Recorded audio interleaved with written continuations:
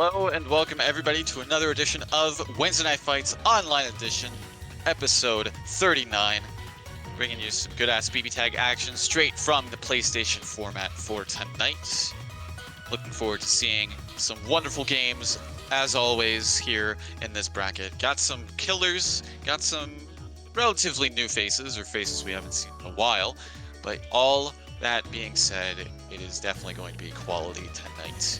Before we get into that, though, there are some introductions that need to be made. First up is yours truly, T.O., bracket runner, host, and filling in for commentary for now, Master Cheap. And with me in the commentator's booth is Lon Lily, commentator that we've had for a while, ever since before the rollback period began. And Shinju Ryu, he is running a little bit late, but he will be here momentarily. How are you doing tonight, Lon? I am doing A-OK, always ready to commentate some sick WNF BBTAG action over here on the Red E30 channel. And yeah, we got a nice sizable 15-person bracket full of a lot of familiar faces, but you know, a couple of those faces I have actually gotten to see play in a while, as well as a couple new ones, as always. Gonna be very exciting bracket to have to go through, like a bunch of killers in here, God, as always. But yeah, just ready to go. All right. And yes, I am sad. I need to check actually. Is the match Reno up and running? So that's going to dictate where I proceed with things. Let me just check that really quick for you all. If not, then we panic. Yeah, we've been panicking for like the past couple weeks, I think. It's up. All right. Okay, we don't have to panic. Wait, there's no code. Oh, wait, no panic. We have no codes. No, okay, don't panic because it's there, but panic because there are no codes. Hopefully we'll have those ready and up for you soon. But in the meantime, there is the Matrino link. We'll post that. Already posted.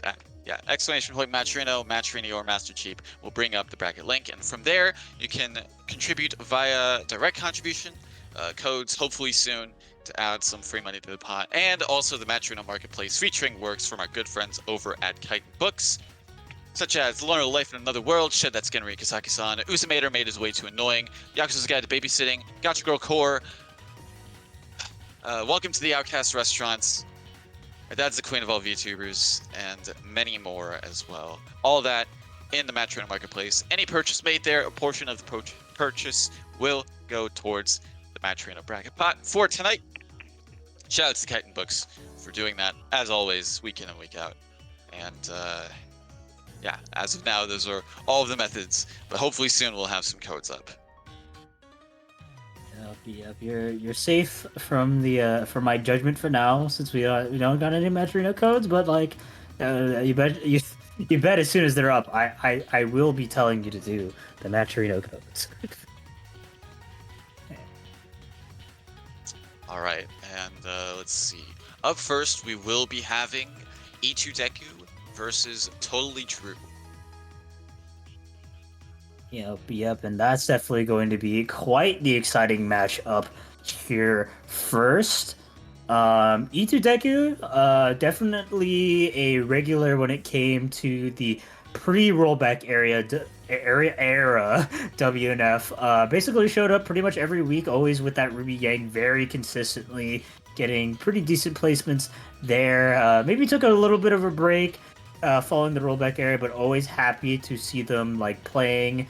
Like, just at all. Definitely a very exciting player to watch. And Totally Drew, obviously, being from the East Coast, hasn't really gotten to show up to a lot of WNFs. Wouldn't be surprised if this is their first one, but like I was capping on someone else that was a very similar situation before. But nonetheless, like obviously hasn't shown up to like a lot of WNF brackets, but not a newcomer when it comes to participating in BBTAG competitive, not at all. Has definitely gotten some good results in the past, primarily a my Yumi player and kind of like one of the few my players that still commit to the character.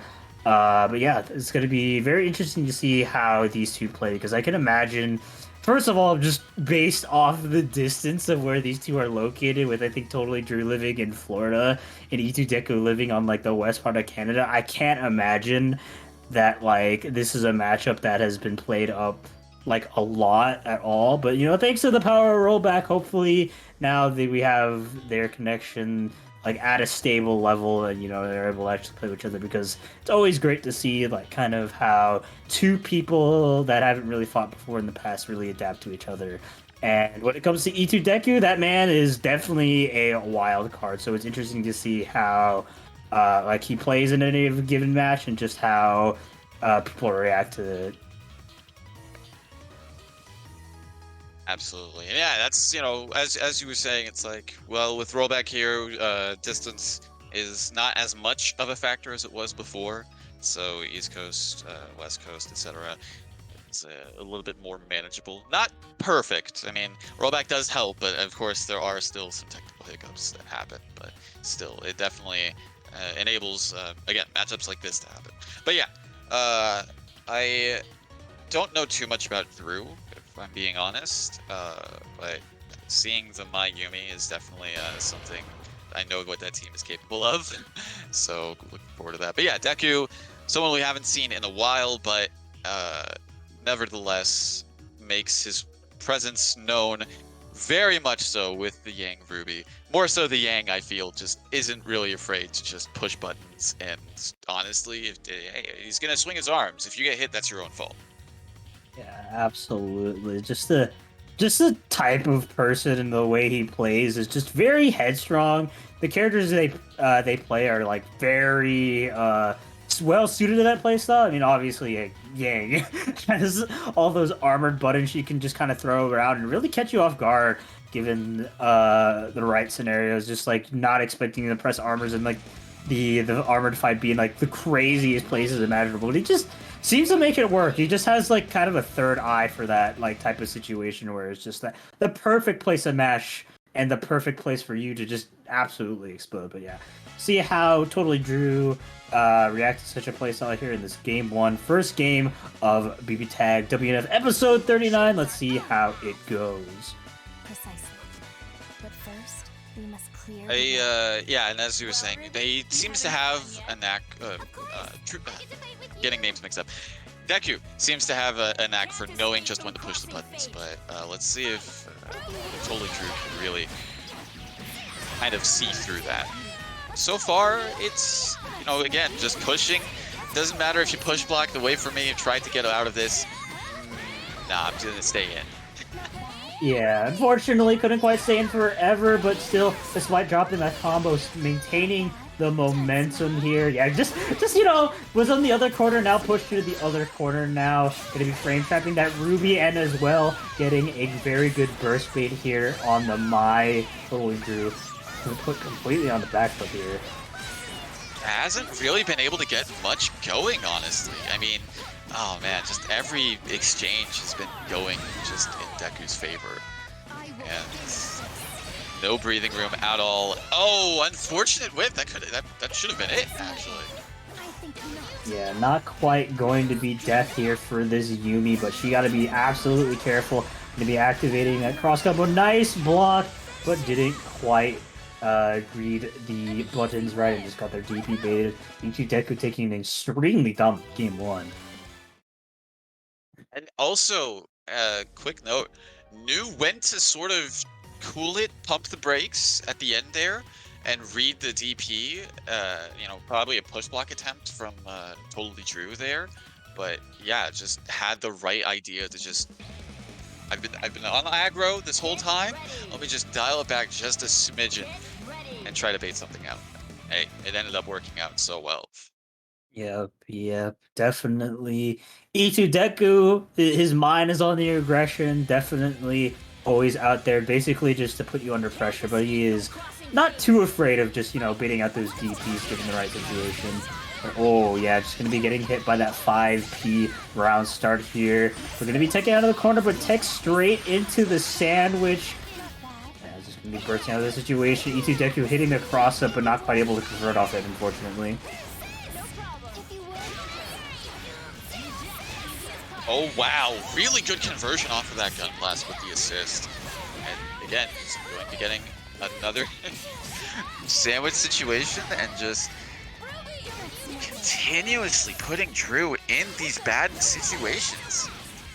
Yeah, it simply just doesn't stop for the pain here, but gonna be at least putting a little bit of a dent in E2 Deku's character here off that 2B call. Once again, setting up the sandwich, expecting the cross-up, but totally Drew, unfortunately dropping the combo, but still looking he got grabbed, never mind.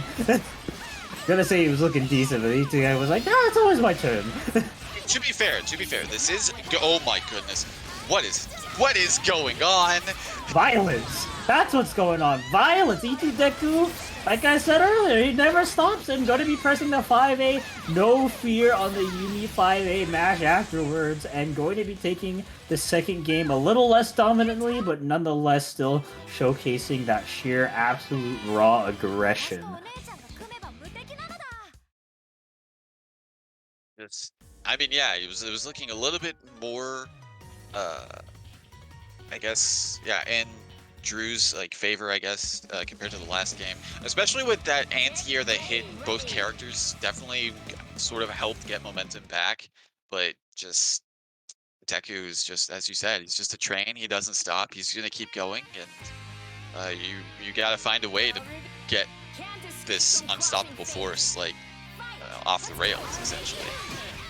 Yeah, and oh, okay, yeah, the train going a little bit off course there, but still, nonetheless, recorrecting here. Yeah, I mean, despite, like, you know, Total Drew getting some decent hits here or there, E2 Deku is absolutely not afraid to still just go in and dashes straight over the Yumi 5B. E2 Deku once again on a roll. Going for that classic reset as well. That's another thing you gotta be careful about when you fight E2 Deku. He really likes peppering that in his OP. And just like enough to make you like forget about it too. Like if he's done it before, but you know hasn't done it yet until this situation. And once again, just Drew not able to find much, but gets a DP out of the situation. But once again, stuck in a sandwich. Yep, yeah, just gonna be jumping out of that grab, hits the 5B there, actually able to answer the buzzsaw somehow with that 5A, making some good progress here, but E2 Deku's defense so far looking quite nice, but tried probably to bash in 5B there, but just got hit by those blows. Yeah, this is actually the first time, surprisingly, this set E2 Deku has pop semblance, and this is where he's most terrifying. No fear at all. As you say, oh! Unfortunate. Yeah, that is something that happens with, I guess, combo drops in a sense, and they're still left in a standing state. They are still able to be comboed after that, so you gotta be careful. So just trying to go for the yellow buzzsaw into, oh no! Oh! Okay. It could have been an astral. If it was like legitimately a second more on the clock, that could have been it. Yeah, definitely. I think E2 Deku not realizing they just needed to go in the buzzsaw there to seal the deal. And they might be paying for it here. I think being put into at least a 2-touch situation here by the Mai, depending on the hit. But, like, it's looking very close still. One hit, one thing, that's all it needs. A oh, whoa! Ooh.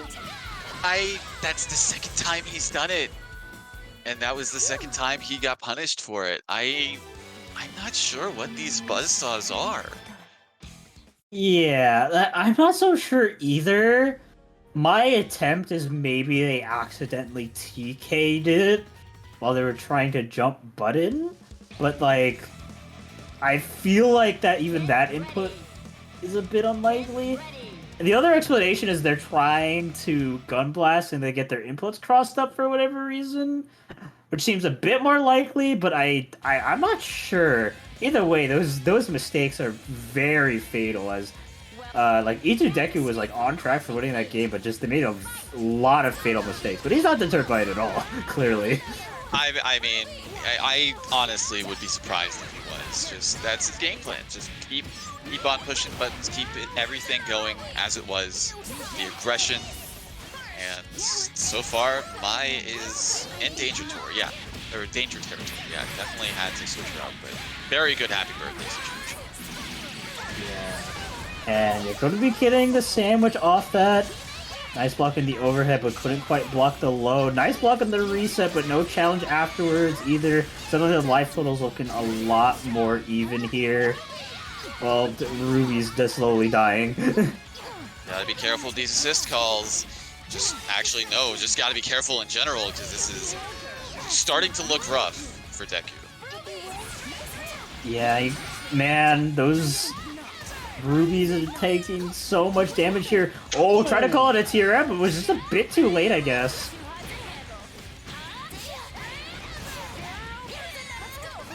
Oh. Unfortunate. I was surprised the assist didn't actually hit the counter, but maybe timed it so that. Oh, yeah, there it is, the reset. There's the reset once again. All right, well, this is still very doable for Drew. Gotta be sure not to get hit. Yeah, that was a really nice block. I would have definitely gotten hit there.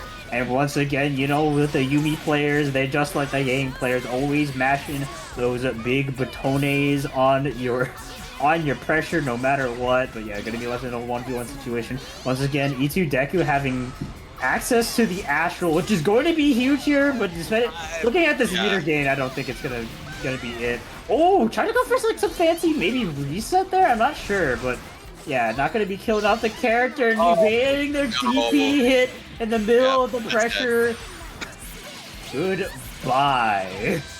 All right, and what was looking really rough for Drew in the beginning of the set is now tied up 2-2. And honestly, yeah, could go either way with how we're seeing things shape up.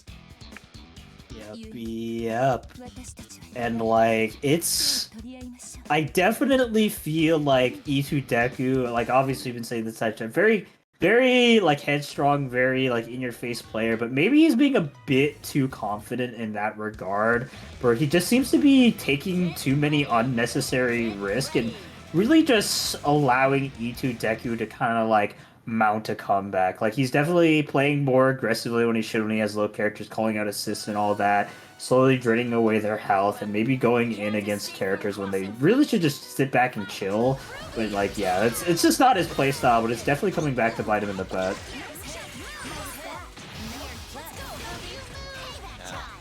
And I think, yeah, Drew's tried to go for a DP assisted situation there, but Yang not really holding any of that thanks to armor on the 5B.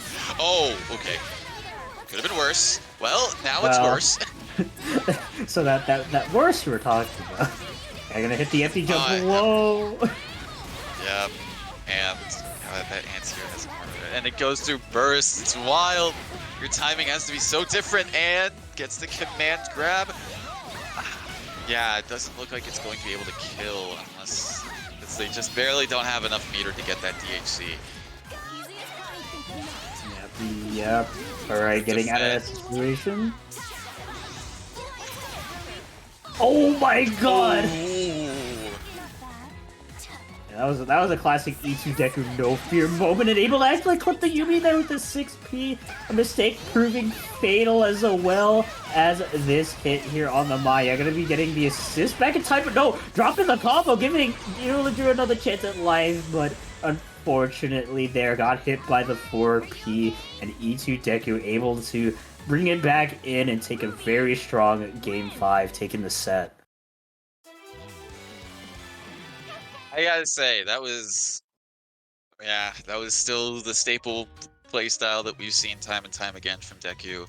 And I mean, he was confident enough that, hey, I may have lost 2, but I'm still going to stick with it, and it works out. So this is saying nothing.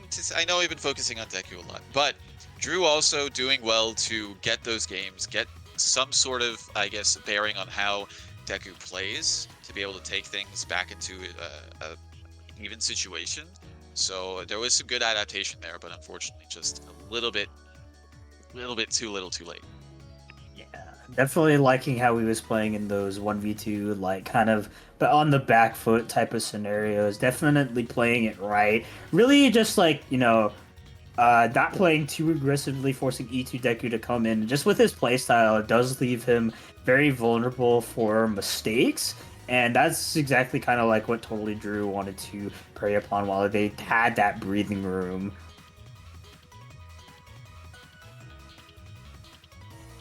Very close set for them, but unfortunately we'll have to make their run in the loser's side of the bracket. But for now, we're getting up our next match, which will be Detective Crow versus Nuclear Taco. Yeah, this is going to be... if I know anything about these two players that we have on deck, this is going to be a very, very chaotic round for sure. Nuclear Taco, definitely kind of like an upcoming star when it comes to like BBTAG competitive scene. Very proficient player that has come quite a far way, but like a very important thing to know about their playstyle, they're very insane. Very much like E2 Deku, willing to make some crazy decisions given the opportunity to, and not afraid to just go for some bold plays. And yeah, it's definitely quite interesting to watch. I can say the same about Detective Crow. Man is very aggressive, just wants to go in. Not afraid to really disrespect a lot of people's pressure and everything, mash out when you least expect it. And just like the general way he plays it with his team, he has a team that is very controlling of like kind of every aspect of the game. So it'll be interesting to see how this one plays out. But Yosuke Susanoo on Nuclear Taco side is not something I've ever actually seen before. We've seen the Yosuke from Nuclear Taco time and time again, but he has been experimenting with some alternate characters to go with Yosuke. We've seen Ragna a lot. I've been seeing the Akatsuki a lot lately from him as well, but Susanoo's definitely a new pick. But I mean, with the start like this, hey, he's not complaining. Yeah, absolutely not here, but unfortunately, yeah, Detective Crow snipping out an opportunity to just a 5B. Gonna be firing right back too. Equal damage, essentially. Yep, and actually chose to burst out the Yosuke area just to be safe. Ooh, unfortunately Detective Crow dropping a combo, but still trying to maintain the aggression. It's a good sort of navigation to kind of get away from Yosuke a bit. Oh, that's going to prove fatal. Yeah, definitely. With Yosuke being so squishy and this team's damage output being incredibly high, this should be a kill to Yosuke. Might not even need to spend the meter too, but has the DHC unlocked just in case, yeah. That Haramura gonna be going down. I gotta say, that combo looked really nice because I like how as soon as Akatsuki slammed them into the ground from the air grab and that auto combo, there was Adachi's persona coming right back to slam them into the ground again. It's definitely a very aesthetically pleasing combo, for sure. Ooh. Oh, I was gonna say sort of good defense on that cross-up, but unfortunately did not check the toes. And Crow going to be taking the first game. I gotta say, one thing that Crow sniffed out that I was going to mention is Taco does love to push buttons, but sometimes that button is DP. And definitely is one of those players that his offense isn't afraid of it, but defense is a little bit lacking. So if you're able to take advantage of that in a way that, you know, sort of like put a stop on things just a hair, yeah, it's going to prove beneficial. And as we saw, Crow killing off Yosuke for it. I gotta be careful, especially with the DPs kind of like on Nuclear Taco stuff. Not super reliable ones. Taco, though, almost sniffing out something from Crow with that DP, but still not able to punish it as much as he would have liked. I'm surprised that linked. Yeah, the Tatsu as well as 5 PM like Adachi, they have stupidly weird hitboxes. Sure do. Oh, that's dead. Yosuke's still in this. Oh, jeez. You know, taking some extra punishment there just for the happy birthday. But this is the more like comfortable of the two characters Nuclear Taco is. But still, this is like quite a situation coming to, and yeah, push blocks at the wrong time. Detective Crow completely sniffing out, you know, going for some style too, but nonetheless believing that this should be another fatal mistake here for Nuclear Taco. Yeah, did really good to sniff out that push block attempt. And again, just Crow having the answers, it seems, in this set. Yeah. Yep, it has been an absolute hill to climb, to say the least, for Nuclear Taco. Sticking with the Susanoo. I mean, I can see where he's going with this. I mean, we did see it in the beginning of that first round, that, you know, he's got something cooking with this team, but unfortunately just hasn't had too much of an opportunity to really get things going. Yeah, it's definitely, I don't think, has anything to do with the team. It's just like a simple matter of outplay, because Susanoo 6P, like an incredibly good button against like just a lot of Adachi things in general. Just a strong neutral button, but yeah, Nuclear Taco seems like he's not really too prepared for kind of like the craziness that Detective Pro bringing to the table. I've noticed a lot of times that he's gotten hit by just like wake up beat-offs. But he did actually do really good with that. I was going to say with the backdash on his wake up to avoid the JB and get a good solid hit. Unfortunately not able to punish the burst despite baiting it out. Yeah, sometimes it just be like that, but the Adachi continue to go in. Because I'm trying to find a way out, and the way out is DP. But like, considering how low Yosuke's health is, like this could be very dangerous. This could be. I mean, Adachi's also not looking too good as well, let's be honest. Ooh, almost gets throw baited. Wait, and Crow just being so slippery with his offense. Just kind of like getting a couple hits here and there, trying to bait something out, and so far really working out well. Oh, the counter hit Tatsu. Yeah. Okay, gonna be deeping out of the situation. I actually think if he committed a super there, he could have at least killed off the Adachi, but nonetheless going to get that 6P hit here. Oh, no tech out of the situation. Nuclear Taco ain't complaining about that at all. The delay on the Yosuke is actually doing very good at baiting out the DP from Akatsuki, but unfortunately mistimes the assist call. Going to be losing Susanoo. What was looking really good for Taco is, I mean, it's still looking fine. It does have a good amount of health with his Yosuke, but still, 1v2 situation is never fun. Yeah, like he could have definitely taken this game quite convincingly here, but after the 2v1 sets up the B Zeo. Gonna be remaining patient so far, but Detective Crow gonna be setting up another one. Rampage time is in effect. There is the passive meter gain happening.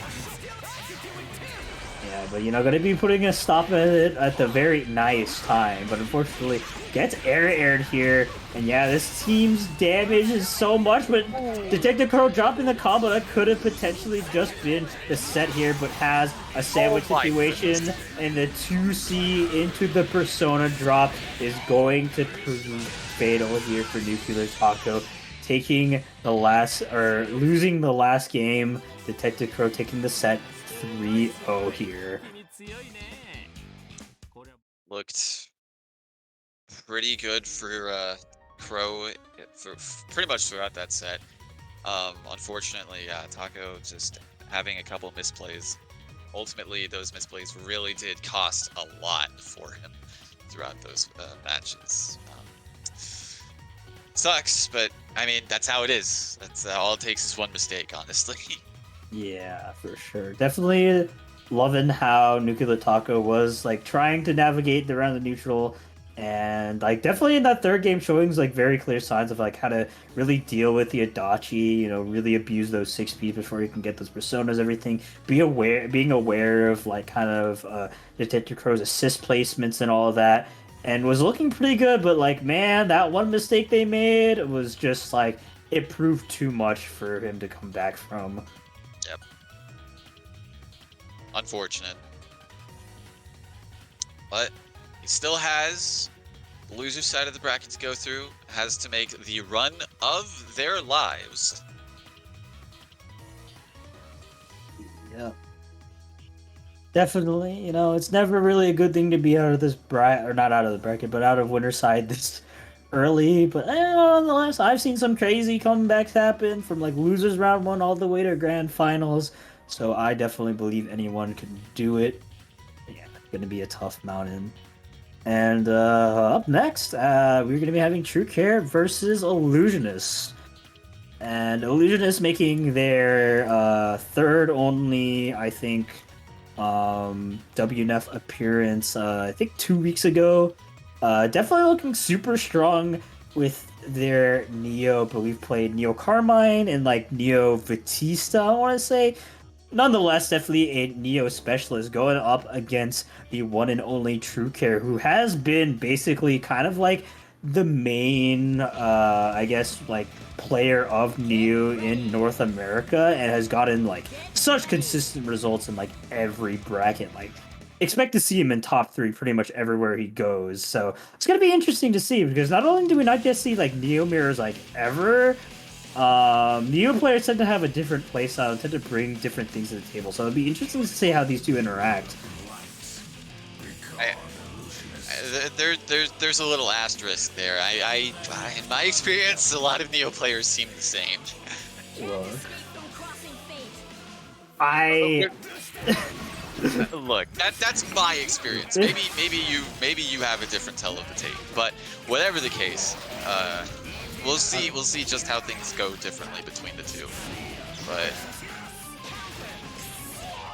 without a DP, going to be getting some damage on this Carmine. I mean, Neo damage aside, I mean, 6.6k is really good for DP punish.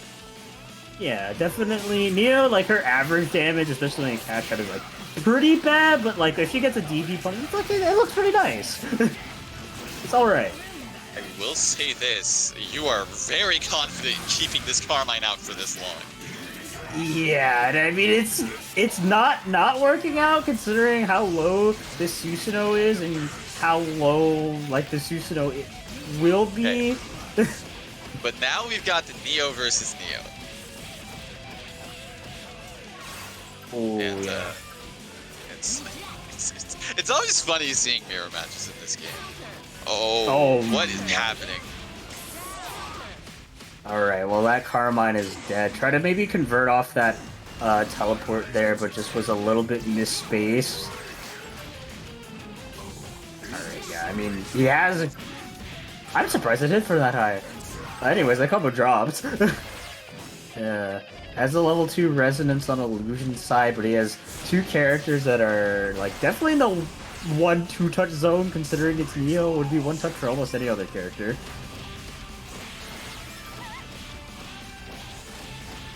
Now, will it kill? This is an unironic question.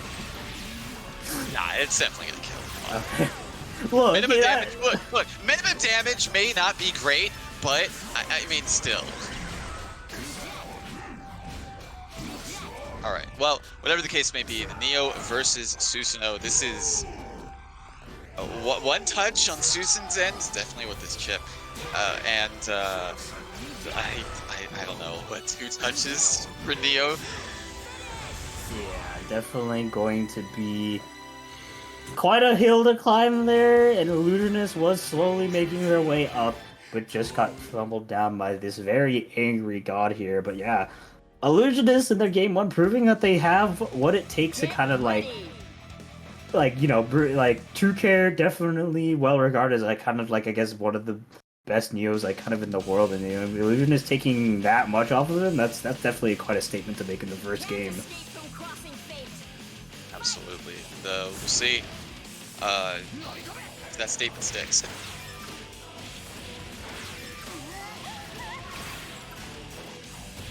Yep, ooh, unfortunately dropping their Oki here and getting their burst baited. Carmine going to be taking the brunt of this quote-unquote damage. 4k, damage is damage. Ooh. Ooh. Probably trying to go for like some sort of like bait, like throw bait or something to the teleport counter, but Illusionist not biting. Yep, and a very nice air stall over the Susanoo 2B. Yeah, gonna be going corner to corner here. Oh yeah, try to go for the cross up, but you know, I loves doing that for all the time. He's just DPing out. Yeah, going to be getting those plus frames into the low here.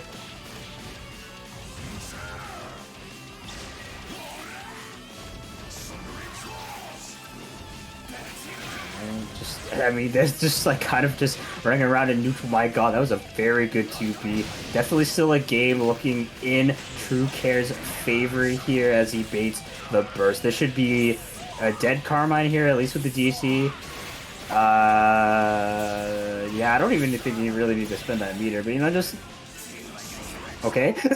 What? Where was the DHC? I mean, I guess there was, staying meter positive, I guess, but wow. Okay. Well, once again, Illusionist having to make that was a command grab. That was 100. Absolutely. They got their input crossed up by, I guess, the tech forward, if I had to guess. Yeah, it was a little bit too gung-ho on that Oki and just, kind of assumed that he back-tech into the corner, I'm assuming.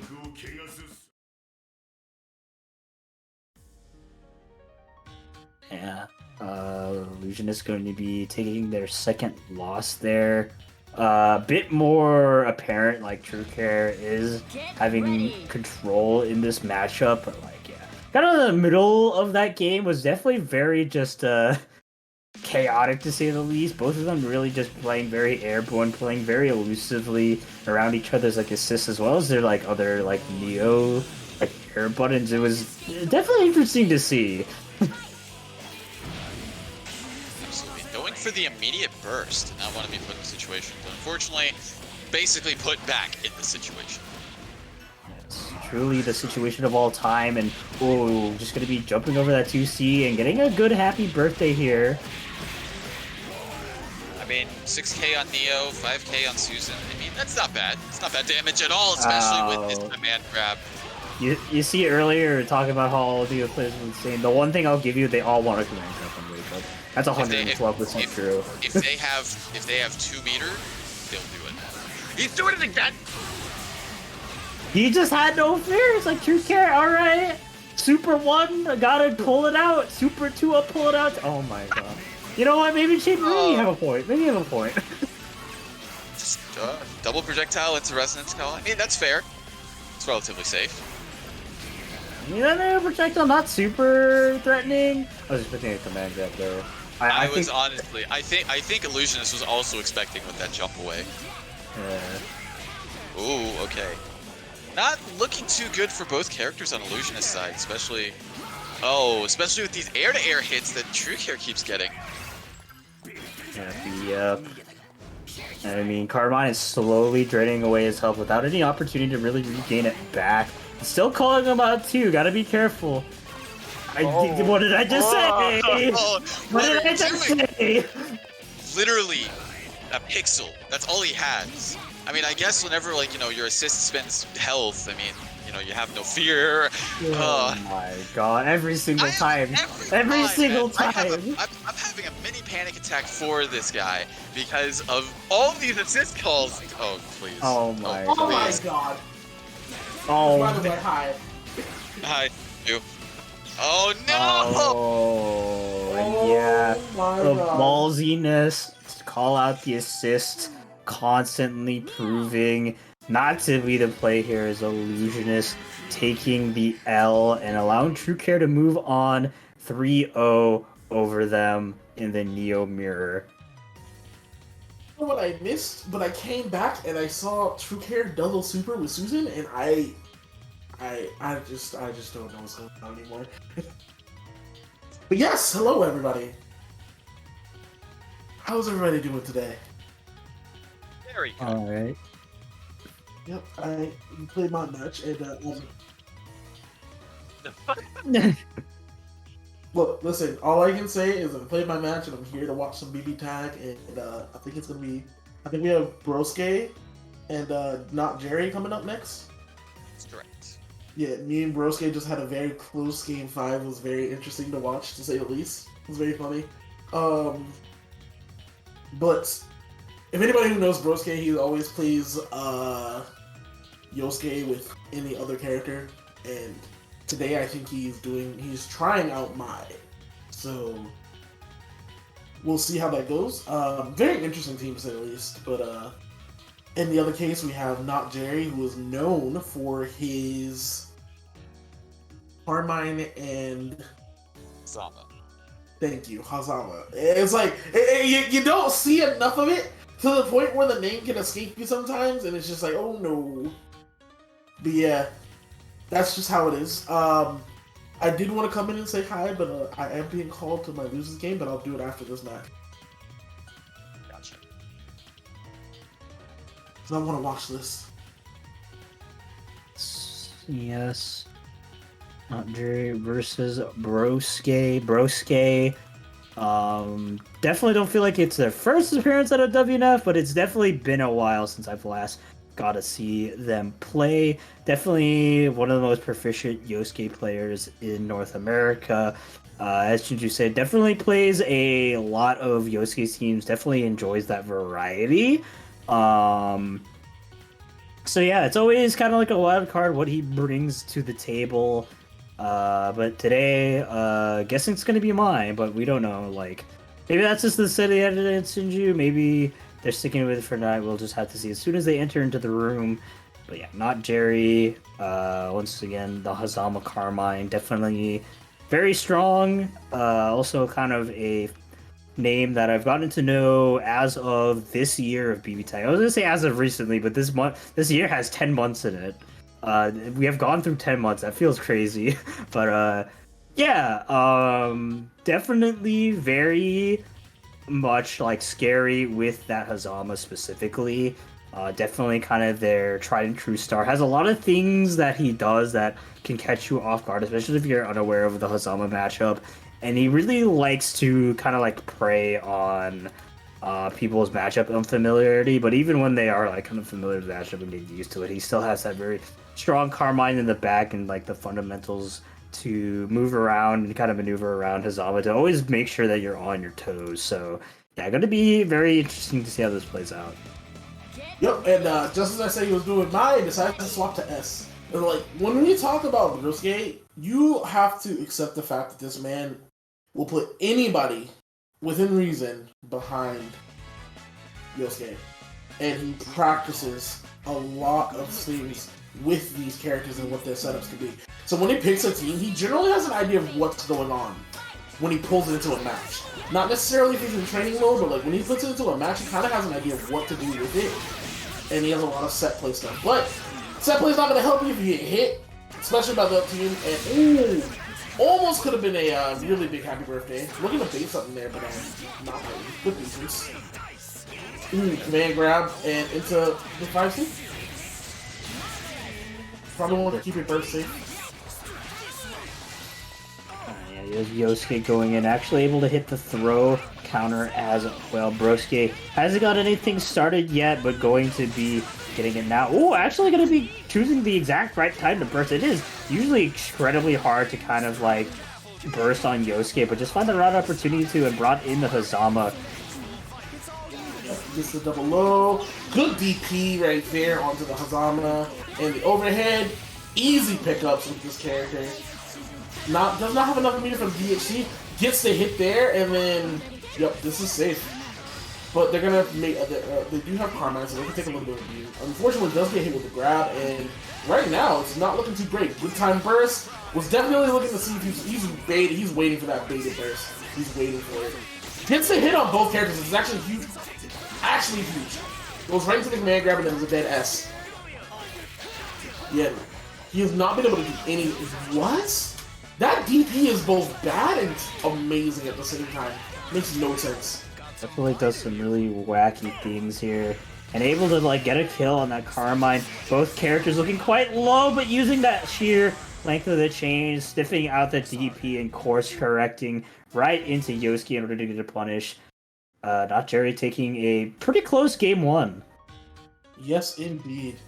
Taking game one, and he was willing to give up a lot of Oki just to kind of bait the burst, and it worked out because it worked. I mean, like he only needed to get one to get the kill there at the end, and that's what he got. We'll see if there's any adjustments from Broskay, but should be very interesting. You see how this goes. Hazama putting in a lot of work as per usual. Carmine being Carmine. Getting a lot of decent damage in, for the most part at least. Yep. Definitely just helping kind of, I mean, the main function of this team and like how it really operates on not Jerry's side is just like really abusing those 6Bs to cover a lot of space and make sure that Hazama can like freely maneuver in the air, as well as trying to punish you for like trying to be up there as well. Like he really likes using that assist. It's so active and like really good at catching people, especially combined with Hazama's like super good air movement too. It can really catch people off guard and sometimes at cross-ups. Yeah. Tries to get it, gets it, counter hit, and then decides to go to immediate super. Swaps the Carmine. Looks like a very bursted combo there. Gets the double, gets the overhead. Yep, waiting for the burst. Yep. It gets the timing on that more properly to swap. Oh, that's so ridiculous. And it gets to put it back into the corner. Respectable 7K. Goes for the empty jump low, tries to fake the command grab. Oh, good swing. Swing for the fences, does it the counter hit, but does not get it. Does not get the grab. We tech those, and we're back to neutral. Swapping Carmine in because he's a little bit more healthier. Immediate swap over to that, but does get hit, and S is about to go to work. Decides not to go for the overhead. Just gets hit for his trouble with the active switch, but does not able to get a conversion off that. It's again, takes the throw. Able to get away from the situation. It was almost very bad with that V-slash. Gets the hit onto the V-slash into Yosuke, but not able to get confirmed. Hits him again, but no confirms. A lot of straight hits and no confirms on not Jenny's side, but both sides are looking one touch. Either side gets a hit, it's over. Yep, and the one touch is almost there. Unfortunately, not quite able to convert off it. We're slowly reaching Rampage side, which would definitely prove very vital for both players. But God, just the sheer amount of hits being found here, but no stabilization to a kill. It's ridiculous just how close people are to death. You're gonna get the air-to-air, but not quite able to kill with the DP, proving fiddle for the S here, and gets put into a sandwich scenario here, but not going to get hit. Oh, this is so close. Either side can die, and there it is! The jumping blood wheel, sealing the deal, giving him the second win, putting him up 2-0. Very close. Both sides literally just getting straight hit after straight hit and just not able to finish anything until the very end. Yeah, definitely very much a scramble heavy, very chaotic like type of game being played there, where it was just like both of them like playing like a defensively aggressive, if that makes sense, where it's just like, yeah, they go in, find their pokes, really just wanted to like try to like find some damage and then just like get out when the opportunity arises, where it's like it feels like it's threatening, and it just like kind of led to a surprisingly slow-paced game there. Yes, it did. In this game, we're starting off with Broskay getting that nice start, not able to set up the sandwich, but that's okay. Doesn't get hit for his problems. Not able to swap in time to punish the S burst. And S able to get a little bit of damage, but not able to get anything good concrete. Meanwhile, is going to get punished for not hitting him out of the sky, and Hazuma's going to take him to the corner, get that overhead. Oh, could have did a TRM there, but nothing, wasn't ready for it. Low, gets a double overhead, again with another double head. We blocked it the second time, and respecting that, and then gets hit by the chain. Yep. Is that a good character? No. Doesn't have the meter, not able to kill.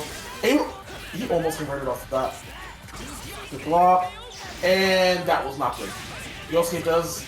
He's gonna build up 4 meter. He's gonna have full cross combo. He might be able to kill. Oh, yeah. Not to. Dropped the combo there, unfortunately enough. But you know what? Meter positive question? No, not meter positive just yet. This Carmine left with a brink of life. Man, still going to be keeping him in, and throws out the wheel at a very inopportune time there. Solo Zama coming out, but does have the level 4 residence. Ooh, very good anti-air assist there. And he's going to just do double super to close this out if he needs the DHC, which he is. And S finishing the deal, putting himself on the board. Not going out with a fight. Broskay Levi getting a game on the board there. I think he was going for the cheeky grab into immediate super, so he couldn't burst. But I feel just to make sure he got the kill. But like, I think he could have gotten the kill off a full combo cross combo, but I'm not too sure. That was a DP punish. There wasn't a burst. Oh yeah, well you know what I mean. It's something. It's something that I see them do a lot. It's like they'll do that and then expect because most people expect you to do the full combo with the cross combo and everything, and then they'll stop and then immediately go for a grab and try to super, just because it gets a kill you say keeping it. So it's a thing I have seen before from multiple Yosuke's, but here we go. Instead of Broskay getting the starting combo, it is now Jerry getting the starting combo. Knockdown in the corner. Respectable 6K. Goes for the low. Both respecting each other there. And here comes Jerry. Trying to get something going, but nothing there. S coming in and trading with the assist. Blocking the V-slash. And that was a good DP in that situation. Gets the double overhead. Swap. Reset damage, and that is a dead Yosuke. Ooh, was looking for the anti-air, but nothing there. Not able to get the punish, but he's able to get the punish here off the free hit. And he's got 4 meter. Is he gonna go for the full combo here, or is he gonna just... Yep, there it is, cross combo. Oh no! Yeah, not Jerry, not going for the kill, but you know, keep it meter positive for the next round, I guess. I guess, yeah, as he gets the command grab into the 5C and closes out the match. 3-1. Taking it relatively handily, not letting Yosuke do anything that last game. He hasn't. One thing I did notice is that he knows this Yosuke matchup like the back of his hand, like the back of his hand. Absolutely insane. Broskay will be dropping down to losers. Going to have to make quite the run because the losers bracket is looking kind of crazy. I'm not gonna lie. Have fun down there. Yeah, I know. As I'm about to go play my losers match as well, so you guys wish me luck, and I will be back after this, after speak with our sponsors. Yeah?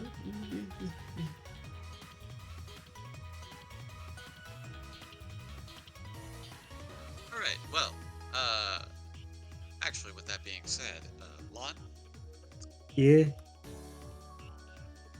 we do have a Matcherino in place.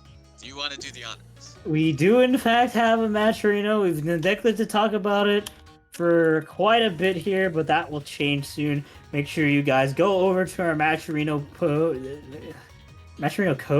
page. We don't have codes tonight. Spoiler alert.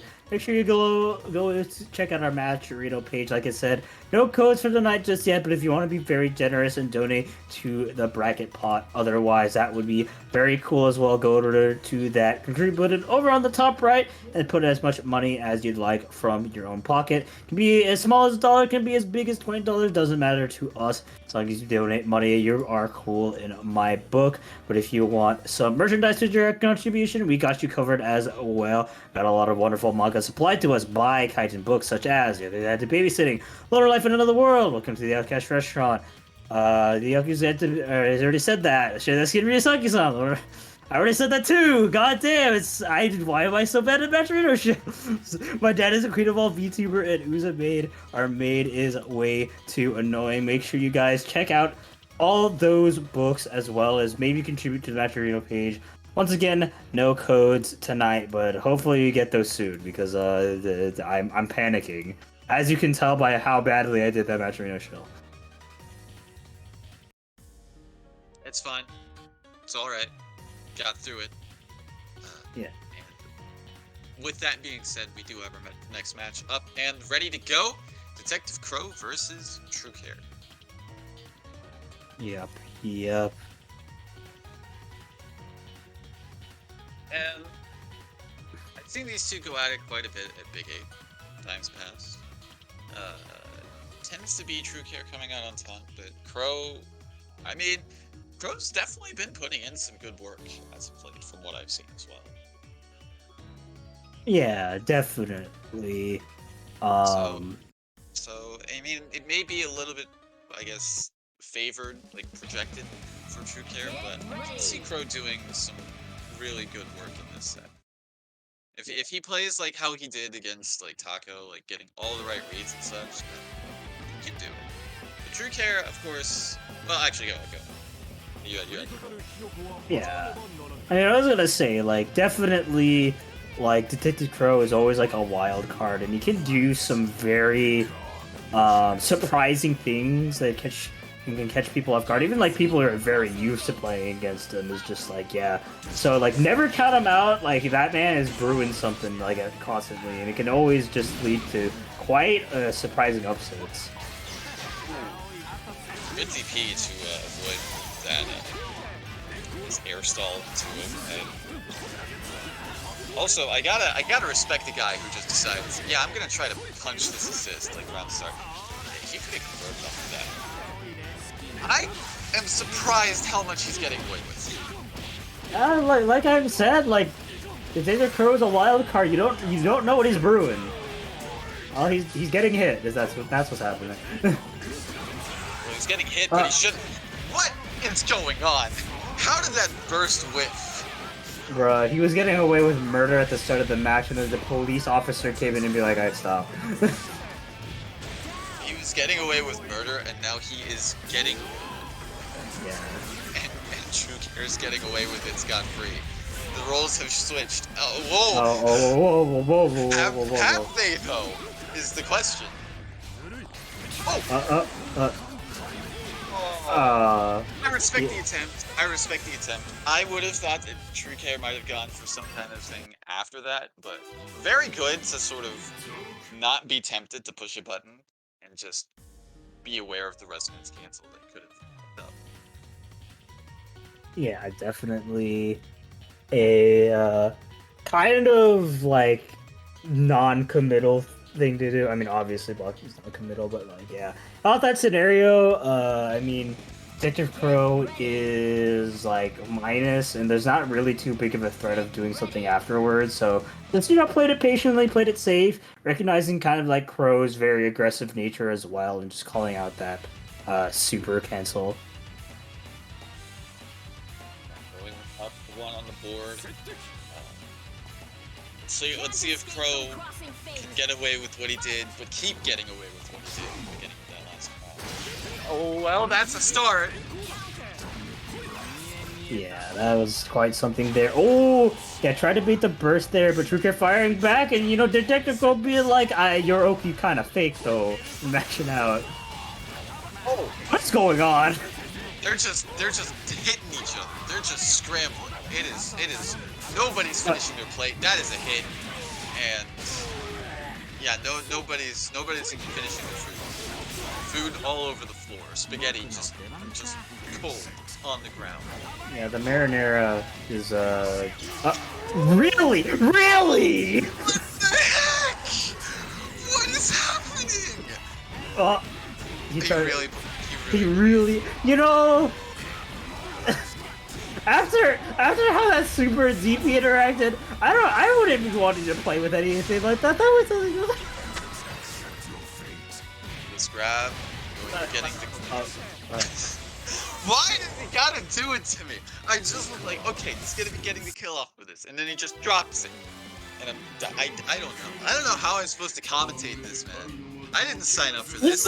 I just signed up to be a TO tonight. Look. You're the TO, you let the other commentator commentate. What is going on? I don't know! Get ready. Yes, So look, what we do know is True Care is up 2. This is set point, winner, and it moves on to winners finals if they win. But it has to get to this next round, which I don't know what's gonna happen, folks. What is Detective Crow cooking? I don't know, but whatever he's doing well. He's evading out that burst, getting some nice damage, corner positioning, keeping the pressure going, but unfortunately a little bit too big. I mean, I'm noticing, like, Detective Crow really likes to do is go for that Bitatsu. Ooh, unfortunately, yeah, just gonna get their 5B with going for some of these fuzzy loops. Imagine, yeah, there's gonna be reset here, they're just gonna be swiping that Neo away. Oh, wow, that's enough to kill. Yeah, it's a little bit surprised about no burst there. Feel like Susan could have survived with his very high HP pool, but didn't want to risk it, I guess. Oh, he absolutely could have survived. It's just he also probably had a risk. But whatever the case may be, throw baits for days, working out so well for True Care, going to be killing off the Adachi, leaving to 1v1 situation. Yep. And also a one-touch situation because, good lord, this character does damage. Yeah, I mean, so does Akatsuki given enough meter. Oh my god. He just won it? He could have just done 5B again and cut him out. Yeah, maybe trying to be. Oh my god. Oh my god. Buttons! Batones. Pressure. Ooh, the falling button. That was ballsy, I gotta say. Deku playing kind of like in and out. Yo, What's going on? He's moving, dude. He's playing footsies. He's playing. My man's Akatsuki. Honest footsies that we're seeing here, folks. 100%. No fluff. Oh! No shot. Getting the air-to-air. Going to be swinging, kicking his way with the victory lap. And getting the first round on the board. Yep. Like I said, the Ticker Crow and all his craziness, there is a sense to the chaos there. Definitely showing a lot of restraint. I think despite kind of his very like aggressive mentality, definitely like not committing too hard to anything. Like none of the like this classic signature like just raw beats Hatsu out of nowhere with no assist to bring it back. Definitely kind of like showcasing Detective Crow's like adaptability in those situations. Definitely still, you know, playing aggressively, but still, you know, knowing when to dial it back. Any DP. Good jump out to avoid that potential throw reset there. True doing very well sniping out these assist balls. Getting a lot amount of damage on his or not Adachi. Their names are silly. Yeah, Detective Crow do be playing people that have names that start with A and end with I. Well, it looks like it starts with A and ends with die. If I had to call it right now. I knew you were going there. I was just like, is he gonna follow up with that? Like as soon as the DP hit was hit, I was just like, oh, here comes the die joke. Yeah, I mean, look, he's dead. Goodbye. That would have TOD to Yukito. Sure would have. That was 16k damage. Very much dead. Broskay in the grave, and Adachi probably not too long after. Crow still putting up a fight. Ooh, is that late? It's too late. I didn't see a follow-up, and by the time he realized there could have been, oh, that's unfortunate. It wouldn't have been a kill, but it would have at least put Neo in, like, probably Pixel. Yeah. Good jump to it. Honest play. Honest footsies with my full screen ass laser. Yeah.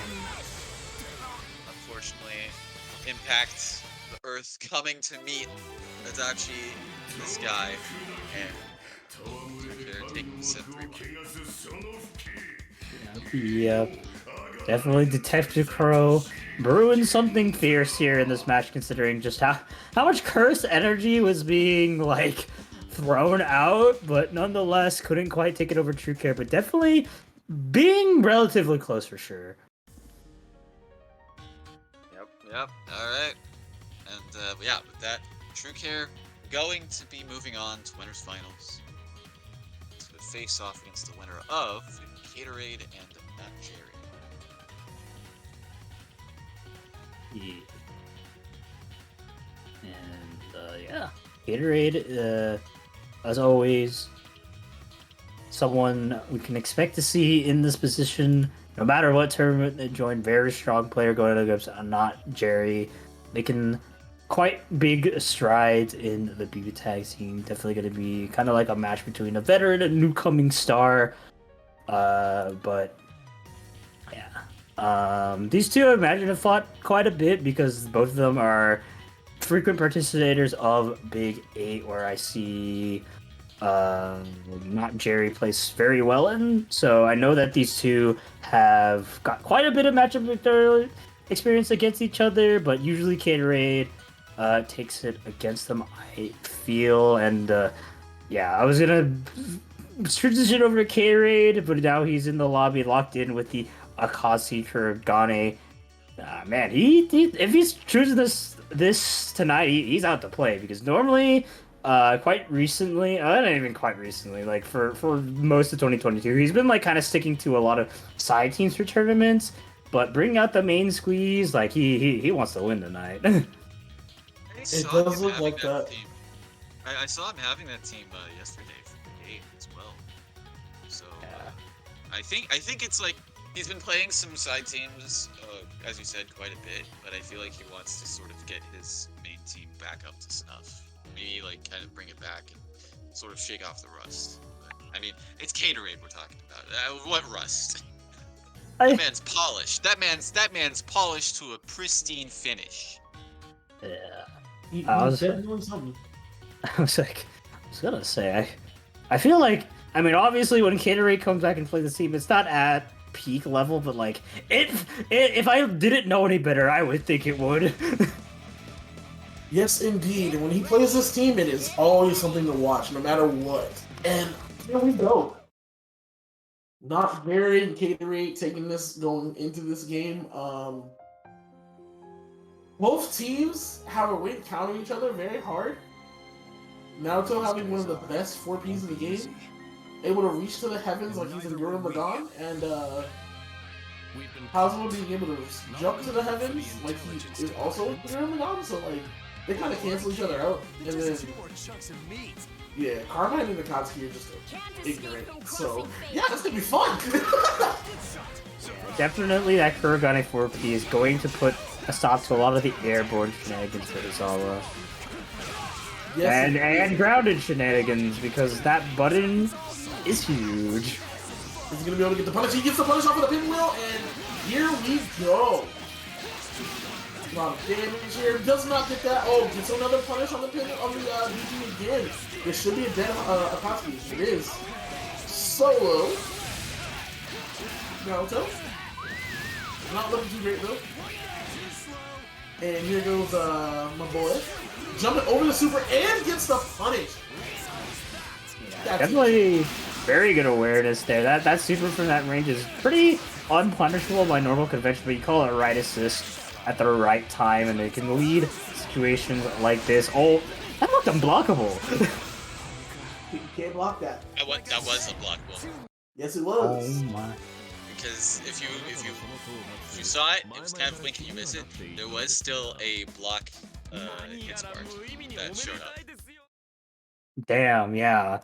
I mean, judging based what I see from other Carmine teams, I definitely know it was possible, but it's still shocking to see it kind of like actually brought to the table. It's not something not Jerry goes for often. Imagine, because it's definitely a lot harder to set up compared to other characters like Yang or Mika, considering Hazama doesn't move forward with his command throw, but nonetheless, yeah, definitely something gotta be careful of. That's one of those things where it's like, I have the ability to do it now, to take away, so I'm gonna do it. Gets a hit onto both of those characters, and he's gonna be able to get to the corner. And here comes the DP Ender knockdown, where we got just the backup. Do a little bit of sway, DP, yup, right back in the corner. Keeping this whole thing burst safe. Good tech back. Gonna go for the up, and not gonna be able to punish, but it's gonna do a lot of damage to Hazuo. Hazuo is gonna get the hit there though, he's gonna get a full corner combo. Yep, wisely decides to swap out. Calls the assist, he calls it. Does not die from the assist incoming, but both of the characters are looking really hurt, and this should be a dead character. Yep. Down to a very hurt Hazuo. Has to respect it. DP connects with both. Gets the counter hit onto him, and another counter hit, but not able to do anything with it. Forces the press resonance here, has to protect his life, and he's put into the corner, and the 4P reaches to the heavens and smites the Hazama down. And Coliseum remaining. As Gatorade's collapsed back with the ferocity, taking that game quick. Oh, this is going to be an interesting set. Definitely not too happy about the first one and kind of like brought it full force in the second one there. That he did. Going straight into game 3. We've been Can't escape from Let's see how crossing it fate. goes. Fight! Again, that what? Alright, projectiles galore, right into the waiting hands of Naoto, but no full combo there. Is that... What a good use of the detox to hold him there so his assist could do nothing. But alas, does not get a hit, and not Jerry gets the setup, gets the DP, not able to get a conversion off of that, but gets the overhead, and here we go, Carmine's about to do some damage. Here we go. In there, 7.9k, swaying to one of the better DPs to protect yourself in situations like that, and gets the conversion off of the blood. I mean, full combo here, about 7k. Yeah. Ooh, baiting out the DP there. That is something like Hazama does have access to. You can hold down one of his like mix-up buttons just for a bait out. It's something that can definitely catch people off guard, especially really good against parry characters. I mean, as you can see, and going to be committing to the DP once more. Not Jerry taking another game here. Again, they're clapping back at each other very convincingly. Like, no problems. And this is quite the match so far. Like, it's not. They're pretty much smacking each other in the face. Like, one's knocking the other out. Quick, fast, and hurry. Ready. Yep. Definitely feel like Gatorade is being very gung-ho about the DPs, and not Jerry has been placing like kind of his like assists very well to kind of like just bait them out, make sure that like even if they commit to a parry, either the wheel is just misspaced a little bit or just like doesn't call it assist to bait it out. It's been very good so far. Very good placement of everything we've doing so far.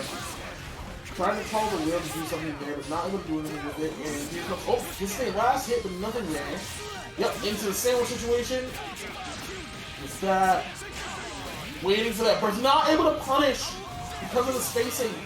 Gonna do the super to punish the pressing of the buttons. Gonna have a full quarter combo, no meter, but he's gonna have Oki here after. Yep, go for the overhead. Trying to poke something out, but gets met with a DP by Carmine into an immediate assist into a lockdown situation, and this is gonna hurt. Okay. He decides to swap over with Hazama. Still gonna be a respectable amount of damage, 8.1k.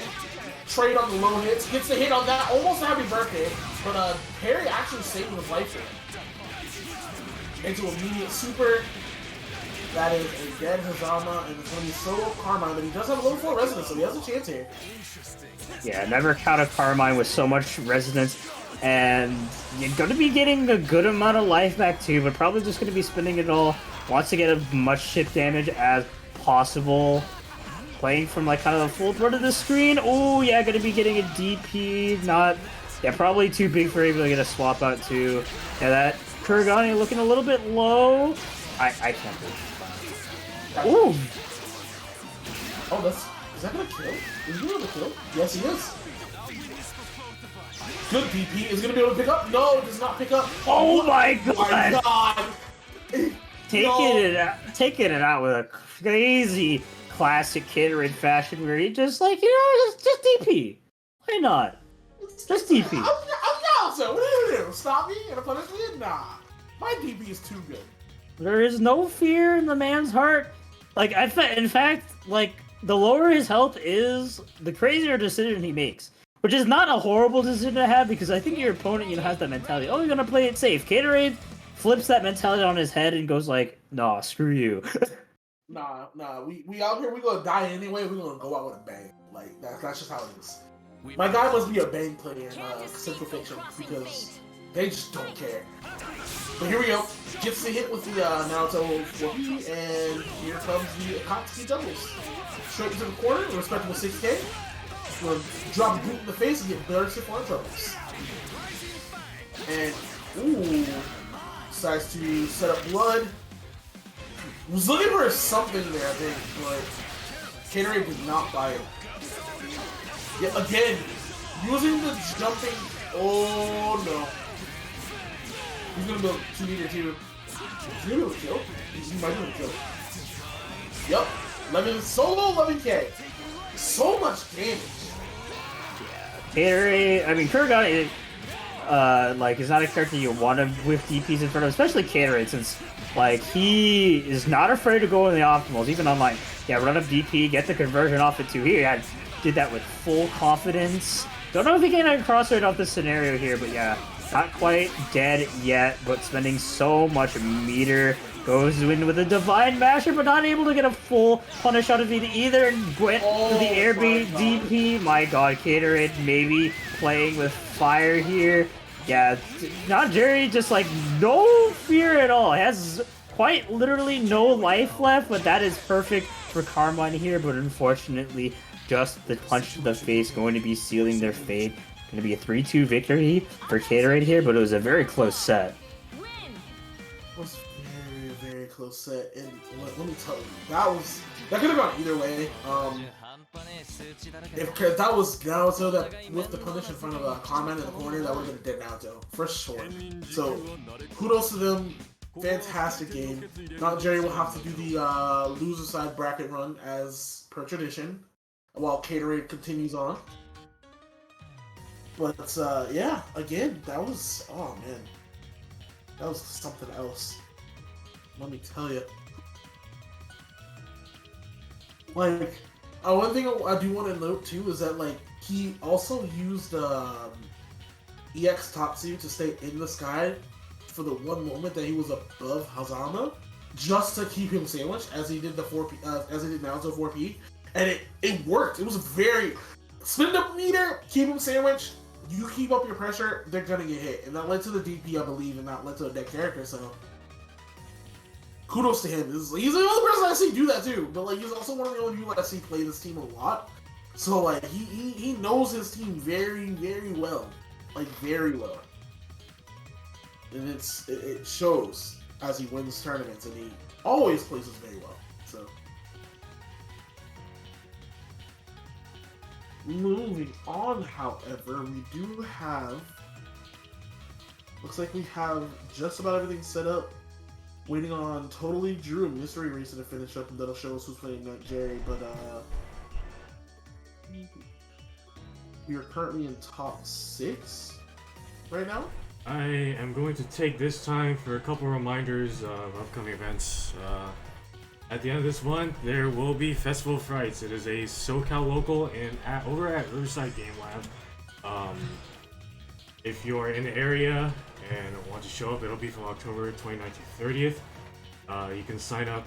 I will put in the code in the chat. Keyword FOF. One of the games over there is BBTAG, and if you use the code PlusFramesGG at checkout, you will get a discount or info.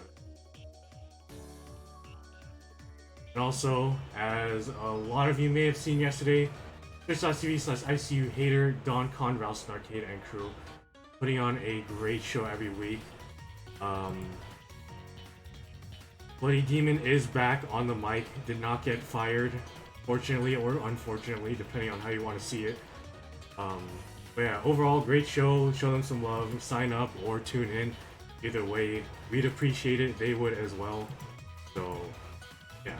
Also, I'm not sure what they have up next, but Awakening the Chaos, the EU BBTAG scene, usually does things every week, and I think this time, last week, was their little experimental tournament where they were able to get a couple East Coast players to join as well, just to do a bit of a cross-regional. I think this upcoming week they're doing their regional tournament, so just limited to EU this time around, so go check it out. More info on when and where it is happening. Keep their Twitter in the description as well. But yeah, just another roundabout. Festival of Rights happening October 29th. DonCon Twitch.tv/ACU Hitter every Tuesday at 5 p.m. Pacific Standard Time. Check out the EU BBTAG scene at Awakening the Chaos. As far as I know, they operate every Saturday.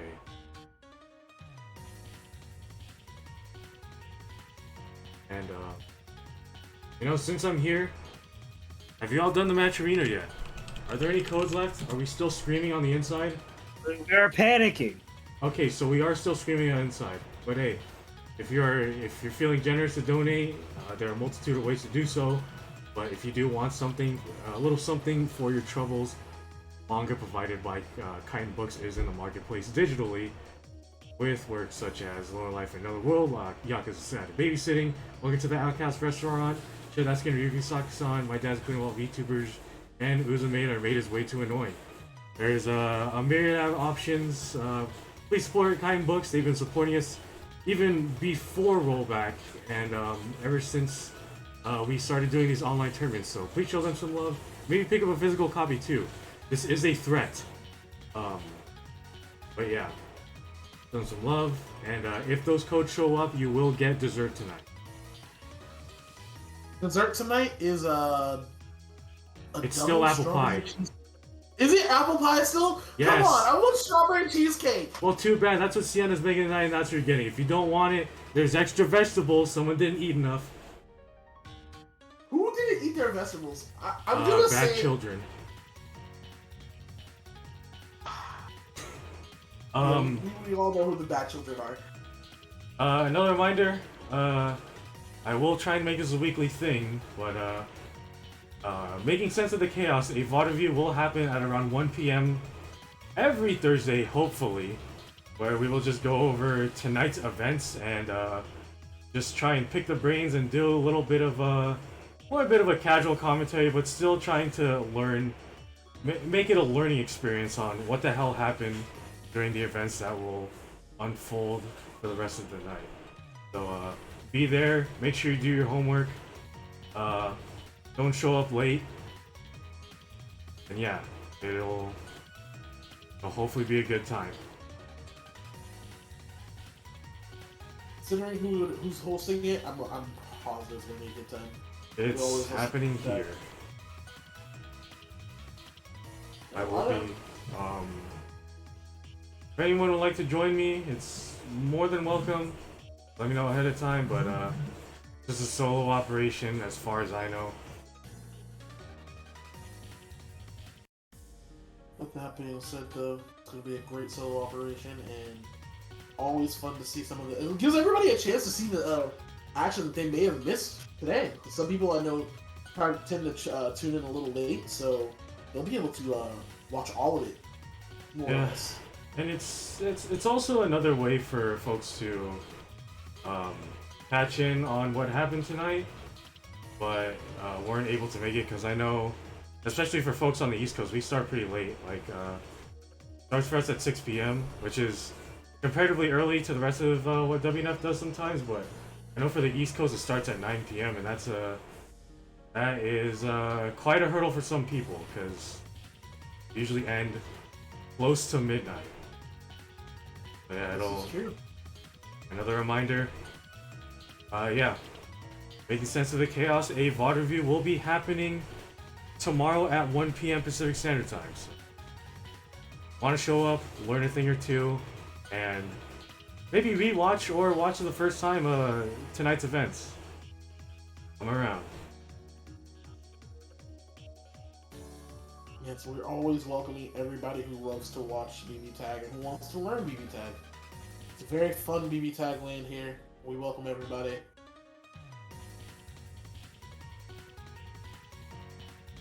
Man, I completely forgot how long DBFC takes.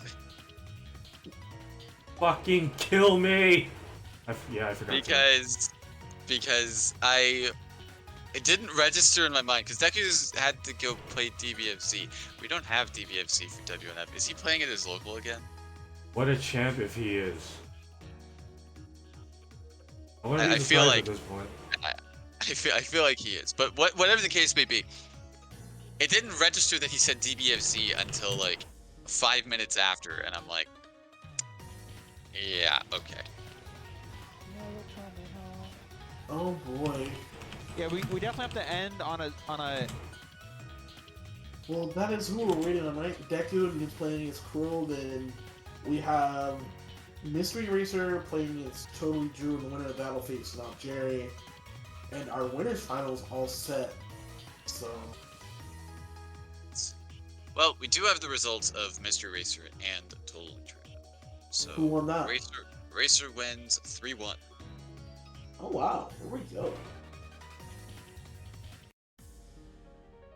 Mystery Racer moving on in the bracket, making it to the top 6. Again, this bracket is also very stacked. Not surprising. A lot of these brackets are always pretty stacked, so.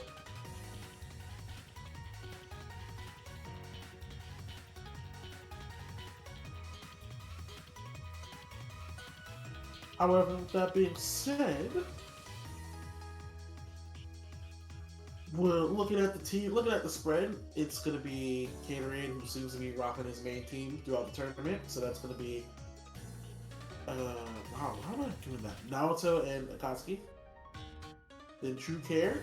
As far as I saw, they're also running their main team. It looks like everybody's running main squeeze going super hard from the get-go today, which is very nice to see. I mean, it's always good to see when you play the side teams too, but like, seeing the main squeeze is always a treat. So that's going to be Neo and Susan. Meanwhile, not Jerry, as we saw before, playing the Hazama and the Carmine, the lone Carmine and Hazama. Mystery Racers. As far as I don't know if he's playing. I don't know what he's playing today, so it's going to be a surprise for me. But I do know that at the moment Crow's doing Adachi Akatsuki, and Itu Deku is the resident team sister that is Ruby and Yang. That team has a lot of surprisingly strong synergy, which makes sense. But like all of the Ruby casts have synergy with each other to a degree, but that team I think has probably some of the best synergy out of all combinations. The only other one that I could see having a little better synergy is like Ruby Blake, but nobody's played that since 1.2, 1.5 actually, so. Real quick, thank you guys for the 12 inches. Hey! Thank you. Of what? I said, thank you guys Okay. for the 12 inches. Okay, just wanted to make sure I heard that correctly.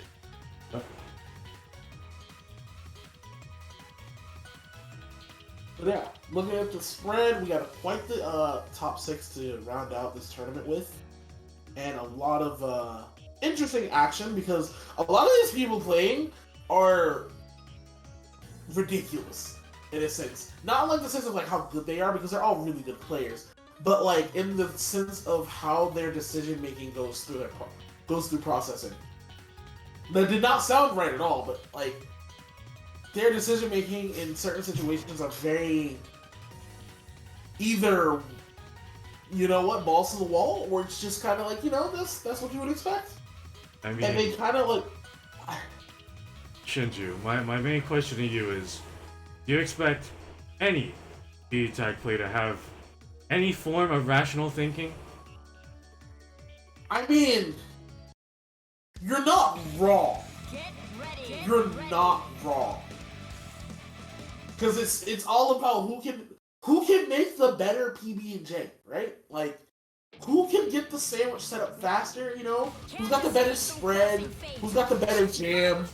Better filling? Hey, enough with the food. We've got the match. And speaking of that, we got a happy birthday, you know? We got some cake coming up, and easy Deku just for hit. Spins the meter, gonna go for a full combo here. Cross combo, sets it up. And this is gonna be a nice chunk. Oh, yep. 8.5k on both characters, and Crow already in a really bad position. DP just beat the Burgers. Oh, that's a dead character. We have blinked in that a character has died, and the game is over. Game 1 to E2 Deku, coming in like a raging fire. He wanted his cake and he wanted to eat it too. Not gonna lie, I kind of spaced out during that time. We're back to BBTAG. The Detective Crow just won, right? Oh, it's Deku that won. Wait. Sorry, I'm a little boned out right now. School will do that to you. Yeah, that's fair. Detective Crow making the immediate swap to Ravna instead of Akatsuki. I feel like there's probably a better choice in this situation. And once he gets hit again, I mean, he chose a very aggressive manner of action with EX. It gets the boot, but does not get the connection as the gun blast puts him down. And another command grab into a stabilization and straight into super, and Ravna is almost dead. Man. And he almost died off that happy birthday. That was something crazy. Thankfully, Adachi comes. Oh, well, goodbye. Yeah, really bad assist call there. It's something that I feel like I noticed Detective Joe do a lot. He's very bold about his assist calls, and like, it doesn't usually work out. Oh my god, missed the overhead. Yeah, should be supering back, maybe trying to car cancel some button they committed to, but yeah, gonna be getting a decent amount of damage on the Adachi. Tried to convert off the air, but was unsuccessful, but gonna be getting the frame trap everywhere too. This is looking like a dead Adachi here. E2 Deku taking the second game very swiftly. Yes, he has. E2 Deku coming in like he's trying to go on a race. He's trying to see. He's running. He's running. He's coming in. He's already up 2-0. He does not want any resistance from Crow at all. Crow's got to figure something out here. Because E2 Deku was on a roll. Sister going to town on Ravna and Adachi here. He's going to stick with it. Not like it's a bad choice, but gotta make sure he doesn't get hit at round start for something crazy. Because that is not good for him. It is not. Round start has been his enemy so far. This time he's gonna go with Adachi. Alright, they both jump back.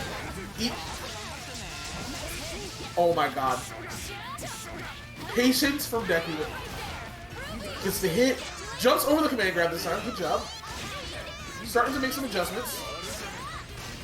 Jumps over. Tries to go for the grab. Does not get it.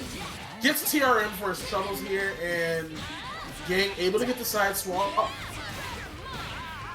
And knockdown. What do we got for the mix? Goes with the double overhead.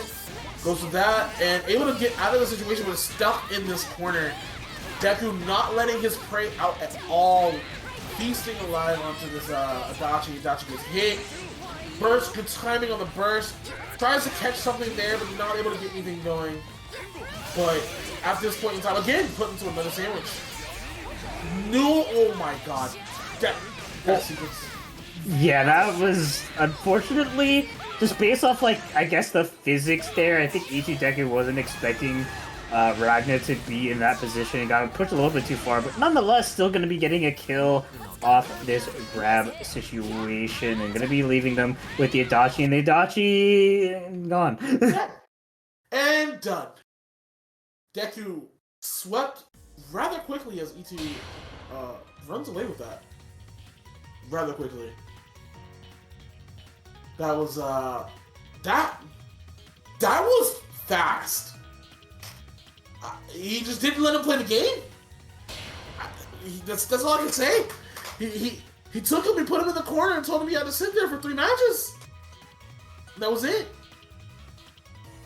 E2 Deku taking that away with a running start and finishing it very quickly.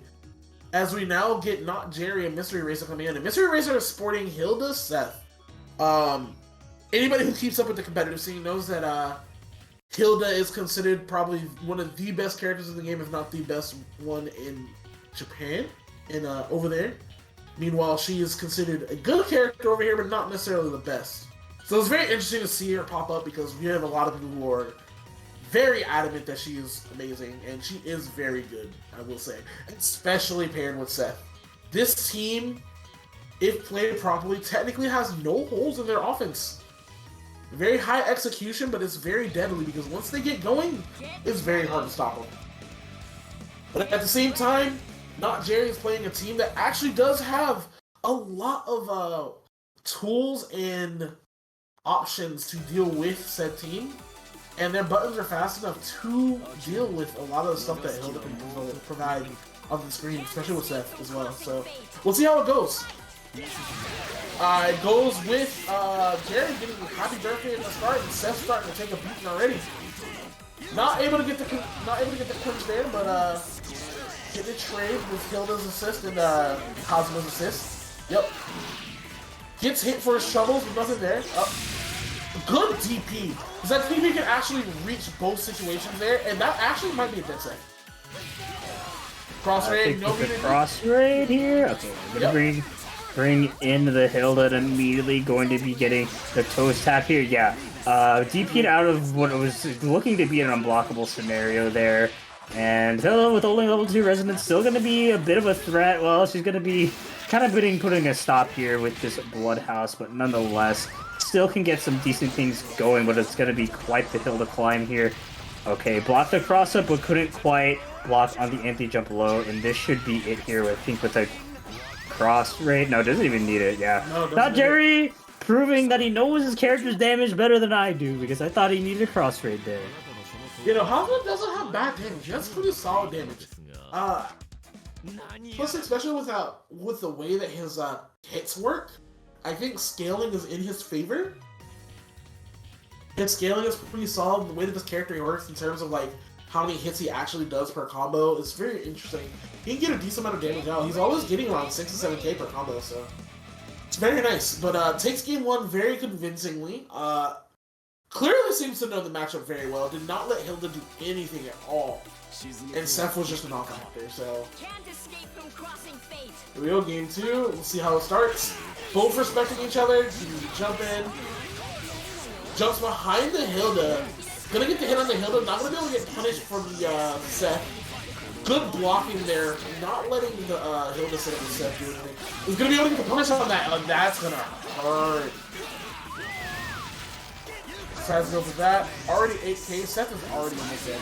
Gets the overhead, was looking for the burst, but did not bite, and instead is able to get him into a corner situation of his own. Yep, he's gonna go for cross combo here. Knock down. Oh, what a cheeky reset. Does not get the kill off of the DP though. Wisely decides to swap out, letting Hazma take the damage here, and not letting Hilda get the kill onto Carmine there. But Mystery Racer showing that he does know his team as well, and he's gonna get the kill into Carmine here after the burst. Hazma does have level 3 resonance, it's not bad. Pops it at the perfect time to dodge the incoming projectile from Hilda. Jumps over Seth, able to get the hit, not able to get the confirm though. He's gonna have to get one more confirm in order to kill him, and wisely gets him out of there. Gets the hit, but does not get anything going, and Hilda actually gets the hit too. Does drop the combo though, but is able to get another hit, and with super, Mystery Racer claps right back. Oh, that was quite a back and forth. Very, very good. So here we go, tied up 1-1. Mystery Racer made some adjustments. Now it's gonna see if Not Jerry's able to make some adjustments himself.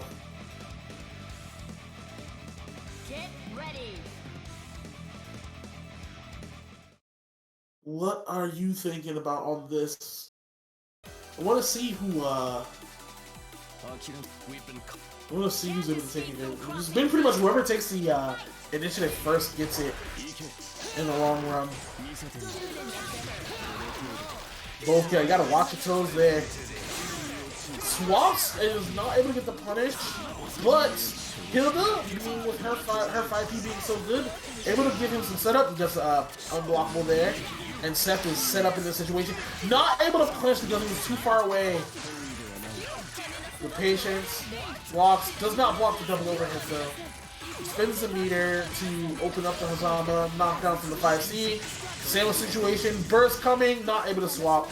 Carmine able to get in safely. Walking like that, hits the incoming assist. But Hilda coming in, doing Hilda things, gets the sandwich set up. And active swing, knockdown, sandwich situation again. Carmine, good DP there. Not taking that without a fight. And another DP there. Keeping the spacing there. Is starting to lose a little bit of health. Another good DP.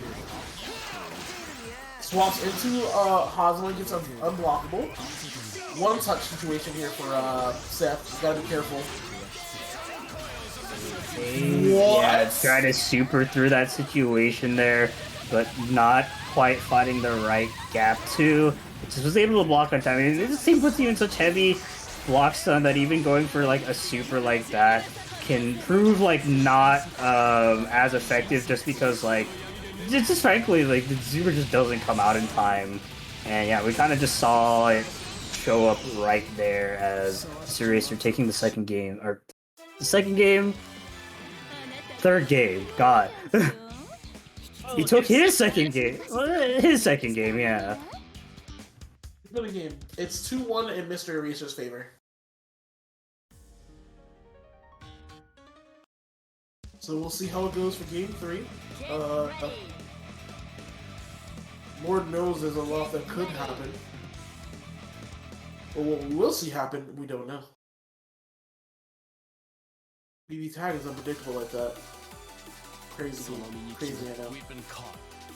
Here we go. Hazama get hit. Yep, that was safe. Able to get the conversion. That was weird, but okay. Does the EX command grab. We're gonna get the low, active switch, and now Hilda is going to take it to the corner. And it is looking bad for Carmine. He is one touch away from death. DP straight, or burst straight into the DP. And Hazama's gonna have to do a lot here to let Carmine get some help. But Mr. Eraser looking like he's got full control of this match now. Yep, able to get the super off. This is definitely death. Will not need the DHC, and it is down to level 2 Resonance Carmine against 2 full health characters. It is possible, but it is a very long road to come through. Gets a command grab. DP just barely connecting. Almost dies from that, but will get the conversion off of it, and Mystery Eraser takes it. 3-1. Knocking Not Jerry out of the tournament and taking a spot, solidifying himself into top 4. Very unfortunate games there for Jerry, but Mystery Eraser just showing that his team is just that good. Yeah, I mean, freaking Seth Hilda. War crimes! Yeah! War crimes to say the least, and that is a very clear example of Mr. Eraser doing like everything in his power to really just put Not Jerry through the schmicks. Constant sandwich 50, like not even 50-50, it's a 25-25-25. You got a hella guess, those high lows are coming. Really good neutral skips, like just the entire works. It's definitely such a disgusting team to have to deal with, especially for Hazama, who kind of gets beat out by simply just Hilda 4P plus moving around. So yeah, good to them still taking a game, but nonetheless, Mr. Eraser really showing off how good the team is. Yes, indeed. The team essentially just has like a non-ending offense, and Seth has a quick enough buttons to pick up from anything that Hilda gets off of 5P, and Hilda gets a lot of strong damage from Seth, as well as some really strong left-right mix-ups. So it's a very strong team indeed, one of the better teams in the game. But as we can see, we have Gatorade and True Care in the room, ready to tango. No strangers to this situation, being in grand finals, or winners finals, I should say, sorry. And it's going to be interesting to see who decides to come out on top today. It can go either way. Sometimes it's Gatorade, sometimes it's True Care, but it's always a blast to watch. Yeah, definitely this is like kind of the matchup between like two big legends, like just in the BB tag scene in general. They go back and forth so much. So it's always a kind of almost a fresh new experience every time they get to fight. So Yes, indeed. There's always something cursed that happens. Always. Let's see if something cursed happens today. Or how fast it comes about. Crossing fate. Fight. all right, Oh. we're already starting off with that 6B hitting. Fireballs coming. Yeah, I mean, just Gatorade's playing very defensively from the back there, but not working out. Ooh, yeah, challenging after that teleport. That is actually minus, so just a good place to mash out. Oh, try to go for the fuzzy, but I think Neo's a bit too small. And yeah, just a kind of a bit of a scramble, but Gatorade picking up all the pieces here. Wait, he was in that combo? Yes, she was. I didn't even notice. She was hiding behind Susan. Okay, yeah, Gatorade wasn't getting dropped in the combo. Like, hasn't really stabilized a lot of these, but nonetheless, the stabilization afterwards for the Oki going to be leading to a very swift game one. Yeah, Gatorade literally just changed. He essentially just disrespected that entire. He just disrespected Neo there the entire time. Like mashing on the teleport, just throwing up the orbs, just like he pretty much just said, "I don't care about you, Neo. Go away." Swatted her away like she was a fly. That was a very commanding game one. True Care not want to take that line down though, so we'll see how it goes. Get ready. It looks like we might have codes. Do we have? We have codes? We don't have codes. I was misled. No more. I was misled too. How could you do this to me? I mean, it wasn't our fault, okay? We were only caught in the crossfire. Can't escape from But yeah, speaking of crossfire, game 2. Fight. Oh, again, he's just disrespecting it. He doesn't care. He gets a hit with the low, hits her again, clashes with that, and really is just like, no, I'm not letting you do anything. But he's gotta be careful, because situations like this, not able to get a conversion off of that with Neo from so far away, but Susan able to put them into the corner. And unfortunately not able to do anything there as Susan now finds himself getting put into the corner. Knockdown, blocks that DP, and here we go, boys. It is the Akatsuki Pain Train as we go for Super, and he's probably gonna have to cash on the engage. Get killed, yep. But that is no cross combo, 11k. Down to solo Neo with level 2 resonance. Something we've seen we've seen True Care come back from, but it's gonna be a tough hill, especially this Gatorade. Yeah, Gatorade or True Care, not a stranger to making some of the most insane Neapolitan comebacks I've ever seen in my entire life. But like Gatorade definitely plays very solid. Oh, I was about to say that. Okay.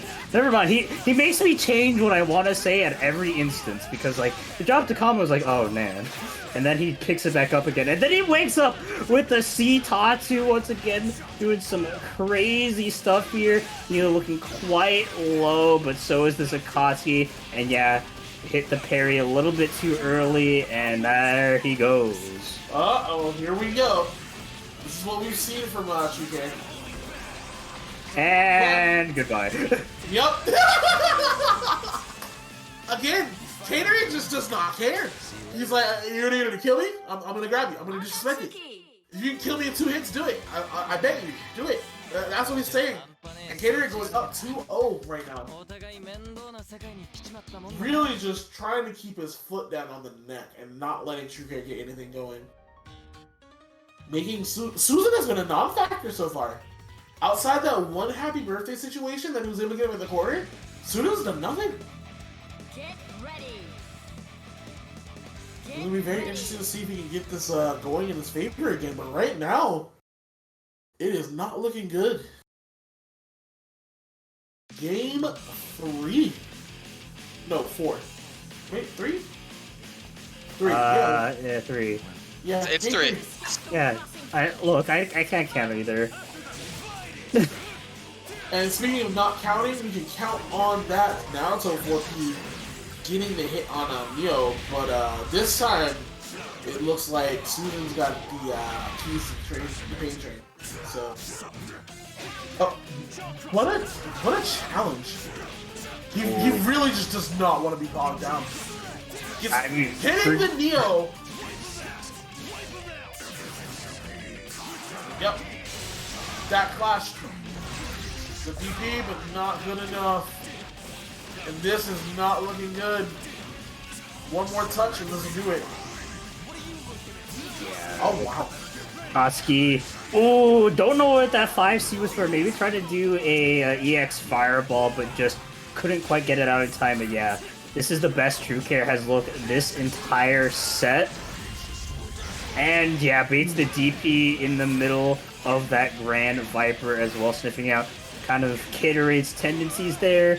And once again, baiting out the DP. Like, Gatorade definitely has some solid defense, but he's not afraid to go after or go for those DPs and gets mixed afterwards too. The one time he doesn't do it, the mix is actually coming. And yeah, this is going to be True Care's first game. Yep, True Care taking the game. Again, not taking a line down. Puts the score on the board. It's still at death's door, but signs of life. Yeah, most definitely. Signs of life have been seen, and that is what we're looking for. Now, if they can actually run it back, we will see. But right now, Gatorade is still in the driver's seat, up 2-1. True Care has to win 2 more in order to run it back, get that reverse sweep. And this is why BBTAG can never be just 2 games. Never. Yeah, I mean, this game is just so fast. It's like some games definitely are very, very slow paced, very both players playing patiently, but like especially when you have someone very aggressive as Gatorade, like most games are like end in like an instant. Yeah. Gatorade realizing that he was too far away to punish, but still ends up getting hit anyway. And now he's stuck in the corner with this Neo. Ice Cream's looking pretty soft right now. Trying to get in. Gets the hit onto the Naruto and jumps over that. But Akatsuki was ready. What's the freaking clash with the 4P clash with the teleport? That's nuts.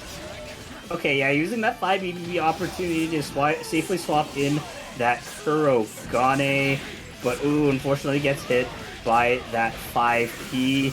True Care going for kind of an interesting combo there, kind of interesting Oki setup. Yeah, Gatorade finding that one opportunity to really 2B and bait the throw, has the 4 bars of deck. Yeah, True Care kind of being forced to burst there. But Gatorade taking very much hold of this game. Was looking quite bad at the start, but is suddenly looking quite good here. Gets the cross up 2, immediately cash out of the super, is able to get the Akatsuki back in time for the GC. Looks like he is, as he's going to be taking out the first character. Yep, Neo is down. It's down to Susan. Susan has the damage, and he has level 4 resistance, but he has got a wall. Because this team is not going to let up at this rate. Gets hit, and that's... The Knicks going to be able to build the bar. Is going to be able to kill? No, but one touch. Oh, is it? Oh my god, one touch, and this will be it. Yeah, the True Care playing pretty patiently with the push blocks. Wants to choose the best opportunity to... Oh, committed to the sword, but not going to be hitting anything quite with it there, as Gatorade taking the... I was supposed to say first game. Third? His third game! God damn! English hard! English hard, you don't know. I can't do no. But yes, Gatorade taking that 3-1. True Care getting knocked down into losers, where he will be meeting Detective. Well, no. Who's he gonna be fighting? Who's he gonna be fighting? The winner of Mystery Racer and E2 Deku, while Gatorade sits grand and prim in the grand finals. Yep. This should be interesting to see what happens because Mystery Racer's team is a little bit more slower pace, more methodical than the pace that Ruby Yang likes to go at. Because Ruby Yang like to come at you like a rocket, high off of sugar, and just like go, go, go, go, go. Meanwhile, Seth and Hilda are just kind of like a methodical approach, like you're making a pie, an apple pie. And they're good at it, so. But here we go. We see E2 Deku right in the room, ready to go. Mystery Racer also locked in. This is going to see who gets into top 3. And I don't think there's anything we need to shell at this point. I mean, like, we know there's still no codes, right? No codes. We got no codes, guys. We got no area codes. But we got a Mystery Racer and an E2 Deku ready to roll. Or at least Racer's ready to roll.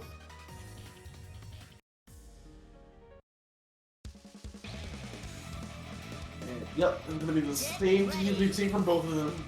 Team Ruby and Hilda Seth.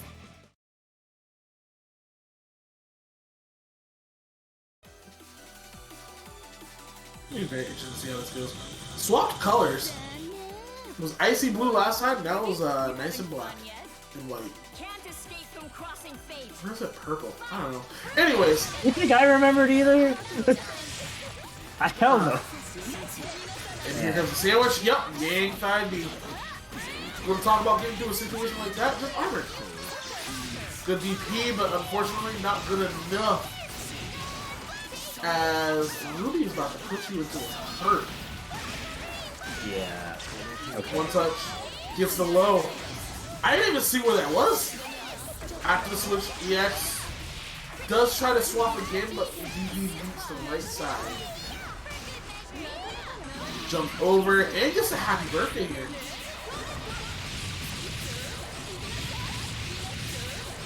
Yeah, that's gonna do a surprisingly good amount of damage. It actually hit the reset too. Yeah, in the freeze frame, seeing that JA come out, like, get that out of here, as the 2B will be connecting with the Hilda. So gotta be really careful about how they play with this Yang. Yeah, just gonna be using that opportunity to active swell them out, and here we are back with the Ruby not building enough meter to get a confirm yet. But oh, unfortunately dropping the combo. Mr. Racer firing back here with the punish, bringing back in the Yang. This is gonna definitely be very dangerous. It runs straight into the Hilda. Not enough meter to cash out, especially with that drop in the power of the Ruby buttons taken out the Hilda here, which was a very scrambly game one. That was a flurry of emotions in the past 10 seconds. Almost making the comeback, not enough meter. Tries to jump up and challenge, but you cannot challenge Ruby in the air because her buttons reach about halfway across the screen. So here we are. Deku takes game 1. We're going right back into it. Get Let's see if they ready. can do. Get ready.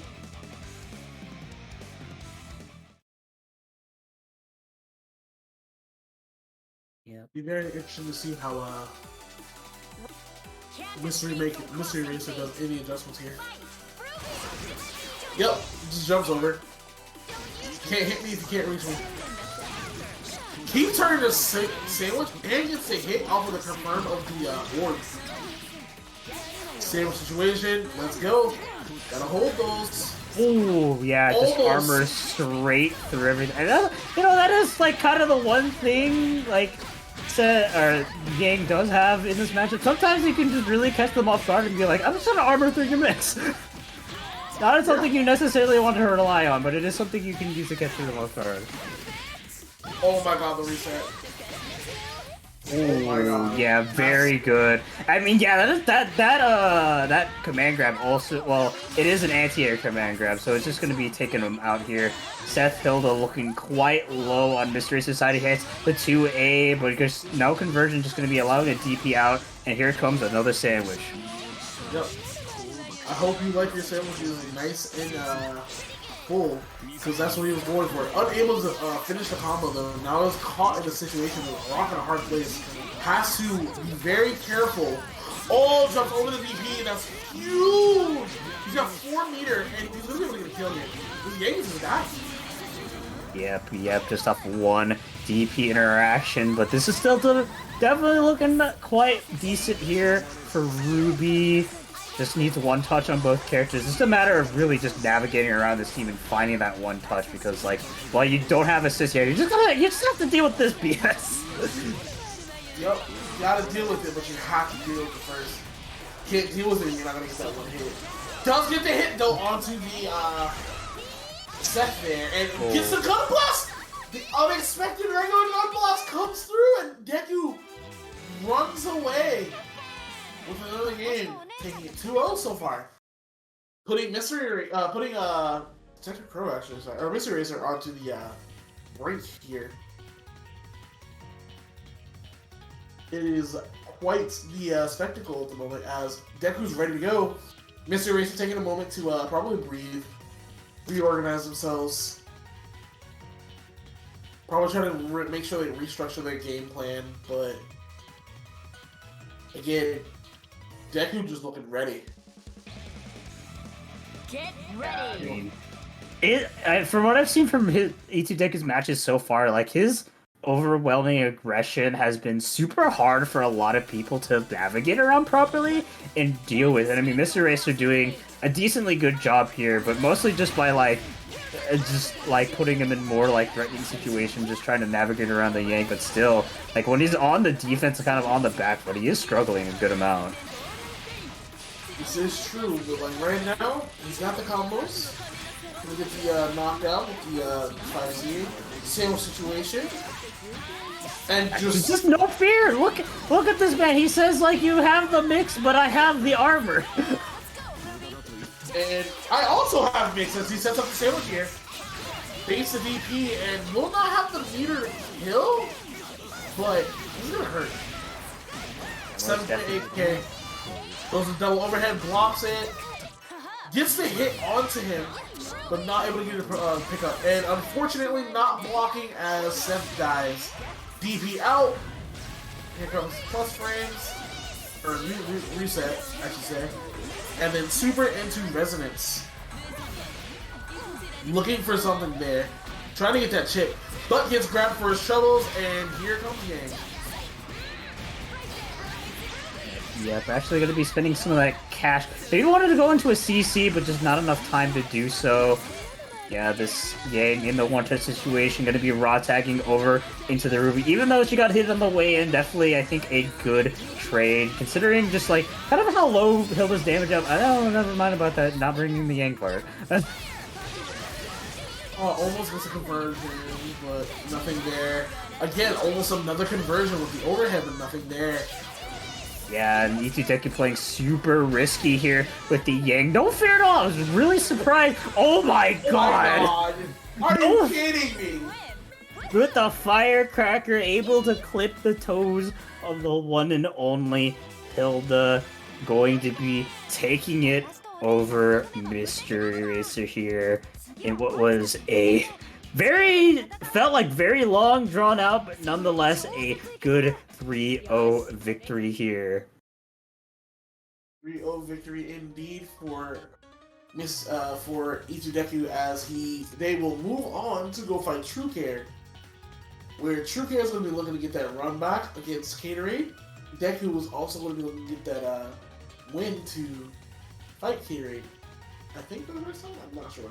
But regardless, here we are. Mr. Racer has lost.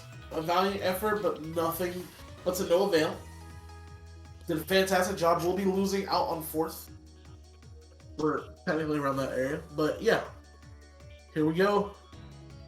Deku, the ever-regression monster. And then we have True Care, the Neapolitan specialist. 3 out of 5 characters from Ruby? 5 characters from Ruby.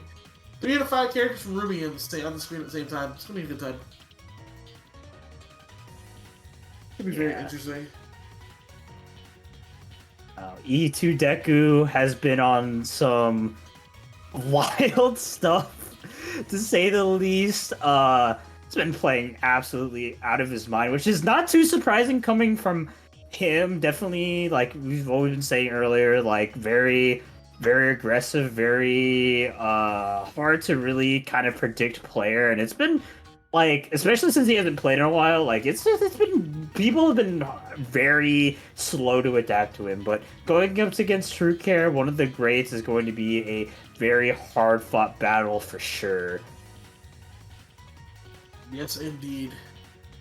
But here we go. True Care, ready to go. Deku looks like they're also ready to go. And we are going right in, boys and girls. Got ourselves a nice treat. The Canadian throwdown here. Yes, indeed.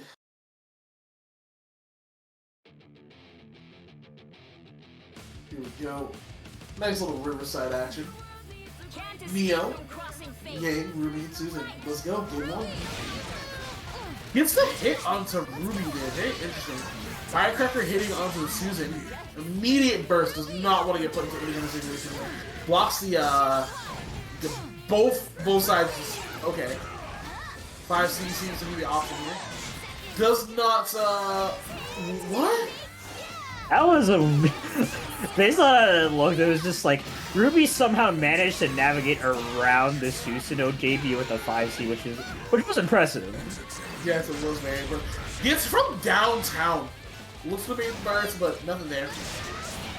Gets the hit and now has a happy birthday. 4 meter to work with. This Ruby's going to be dead.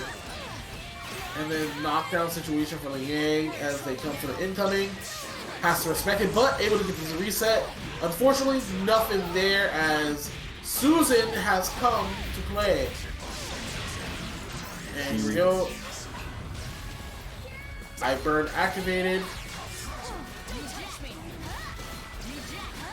Oh, yeah, armor straight through the Susanoo 4P and able to actually open up the Neo cash out just to keep it all unburstable. Still needs a couple more hits here and there, but yeah, just going to be not respecting the pressure, but drops the combo. Oh my god, yeah, the wild beast is back. A lot of craziness happening, but True Care just needs one more touch in order to quell the chaos. Yeah, mash straight through the Grand Viper. He ain't afraid to push the buttons. But yeah, maybe he can just show a little bit of fear there as the two A's caught him slacking as E2 Deku losing the first game. True Care able to quell the madness. You're able to calm him down, hold him at bay, able to get game one. But this is not over yet. E2 Deku showing signs of life in that map. They are not going to let this pass easily. They're going right back into it. The Yang armoring through and pushing out a lot of the damage into both of the characters, almost giving them some insane conversions. But here we go, game 2. Yeah, here we go. Running up and jumping, doing a J. Yeah, I think that was a what is it? EX Firecracker misinput, or actually didn't have enough meter for it to be specific. Yeah. Ooh, yeah, nice block on the cross up there, and just gonna be hitting the 5C. That was a rude screen pull. Yeah. Oh yeah, found a good place to just like throw out that 4P in order to snipe out the Neo. And yeah, once again, a lot of just 4P calls, giving him so much leverage here in this match. Maybe spending all of the meter just to, get a bit more damage here on this Neo. And going to be killing her off, actually. Really good double overhead there. Just hit on the Susan here, too, actually. It's really cool. I was going to be able to kill. He's going to be able to set up a one-touch situation here. Yep, gets the hit. And that's a dead character. Didn't even need the meter. Yep. Clapping right back at True Care, taking the next game. I get up 1-1. Tony's not going to be easy prey. Definitely was looking rough there in that first match, but going to be taking quite a good one here in the second. E2 Deku on their track to at least make something good happen against True Care. Get ready. Yes, indeed. But adjustments probably made on both sides, and it's tied up 1-1. So let's see. Let's see how it evolves from here. Double blast of firecracker, knocking both back a little bit. Gets hit by the teleporter though, not punished for the burst. Here we go. Ooh, yeah, that Neo 5P actually will clutch it out. Ooh, okay. That was a very weird interaction, but forcing out a burst from True Care nonetheless. And once again, E2 Deku has been really good about like peppering in these 4Ps on defense. It's been really catching True Care off guard, not respecting them at all, but nonetheless the Buzzsaw going to be getting punished and put him in a sandwich scenario. True Care hasn't quite gotten a good hit nonetheless, but a happy birthday almost going to be taking both characters for quite a wild ride, but not stabilized yet. Well, oh no, she's gonna. Yep, she's dead. No way to burst. Pops resonance almost immediately. Ruby!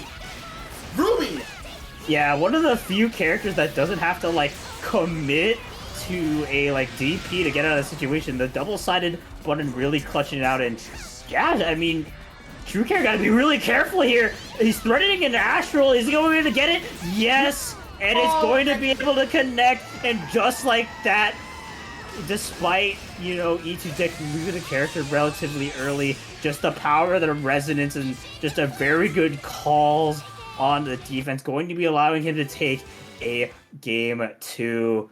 And man, yeah, you gotta be careful against E2 Deku. He is not out tonight at all. Not at all. Yeah, We're looking at a score 2-1 Deku side, I believe, actually.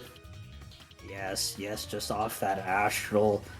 And you gotta be careful. Like E2 Deku has consistently shown not to really be respecting a lot of True Care's like faker setups at all. I mean, that 5B on the sandwich was quite a statement to make.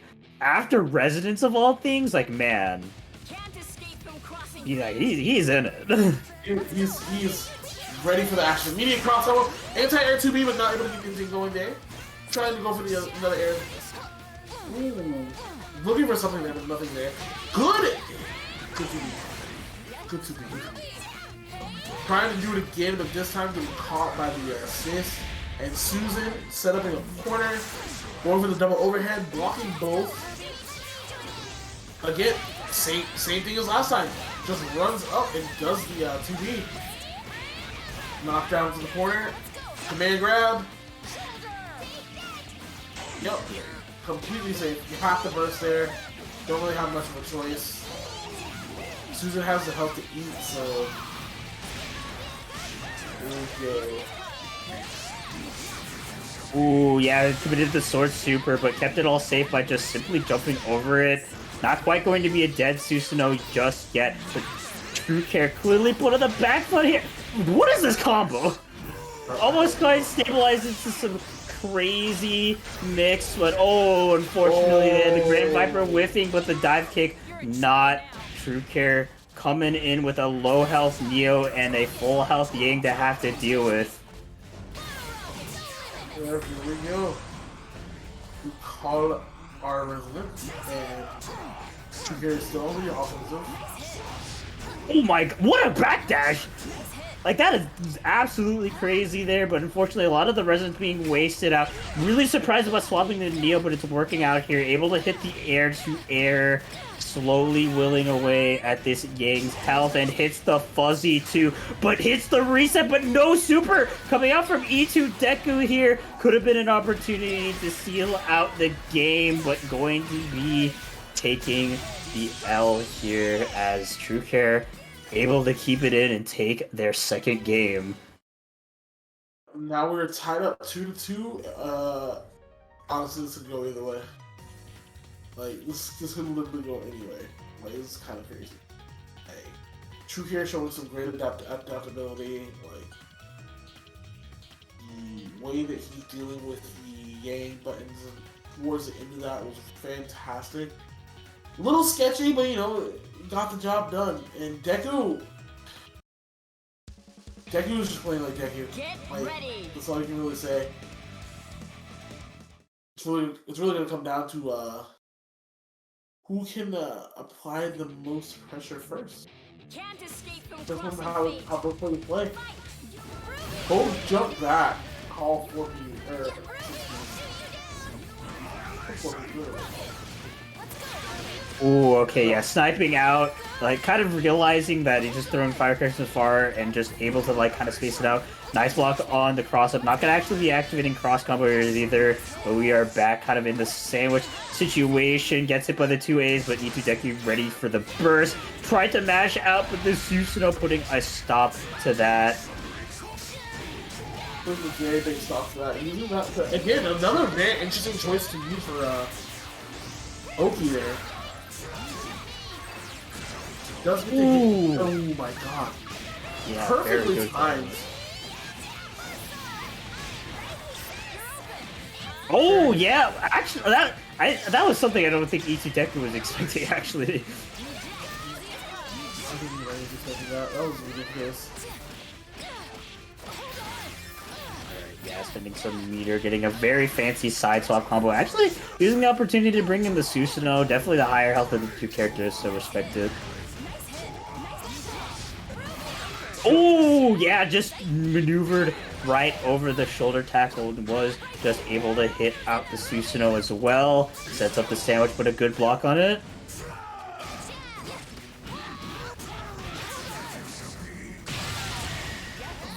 Yep, here comes Resonance. Able to get the defense going. Oh my god! Able to mash out. Not able to get the hit into the Neo, but is able to create some space. Just hit with the overhead, and that is a dead game. Solo Ruby, but level 4 Resonance. Gets almost gets the punish. Gets the gun blast knockdown. Looking to try to get some. He going a bit nuts there with a 5C, and unfortunately going to be taken out by True Care here. 3-2 victory for them, but nonetheless, an incredibly good showing here tonight. Almost taking out True Care here in a very vital match and making it to third place after not seeing him for such a long time at WNF. Definitely my man has not lost a beat here, so good stuff to him. Yes, indeed. Yes, indeed. Almost was able to make that run back, but not quite able to get it done. Perhaps next time they will be able to get it done, but that was fantastic work. Straight to the end. Was in it up until the very end. He was in it up until his character was dead, so that's all you can really ask for. But alas, True Care getting the win, clawing his way back for his run back against Gatorade. Gatorade back in the room, and we are now in grand finals. And in this grand finals, you either have Gatorade win the set completely and take it home, or True Care reset and win twice.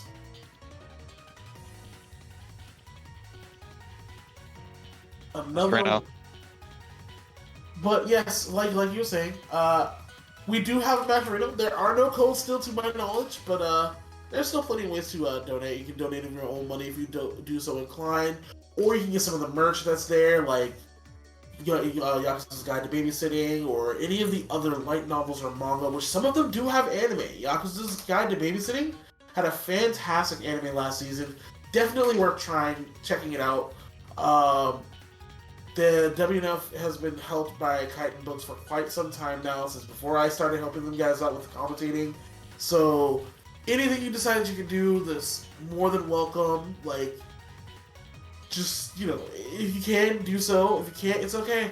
We still like the people watching. I'm not in charge of the dessert, but you'll have to do something for that one. But yeah, a lot of ways to get these done, and a lot of ways to take advantage of the Maturino, and thanking them for their continued support throughout the online WNF saga.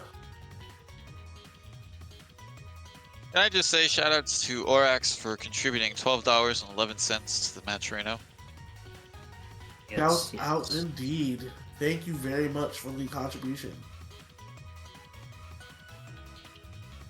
But yes, with that being said, I think we're ready. Are we ready? Oh, that is. I'm ready. If they're ready, they're ready to go. Grand finals here of this WNF. Gatorade still locking in with the Akatsuki. Kurogane, True Care with the classic Neo Susanoo. Let's see how this one plays out here for tonight. Yes, indeed. Already a classic for the ages. Whoever these guys are, they won't be easy.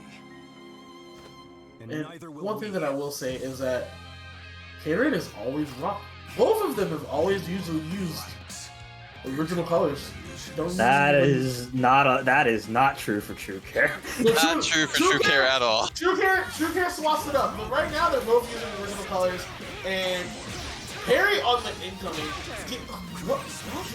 Okay, yep, nope. True Care. Wow. Oh my god, they are. They're swinging. They're just swinging. They're almost dead. Yeah, gonna be using that 214B to snipe out those fireballs. I don't even want to deal with the very minimal HF that it has, but base the DP here.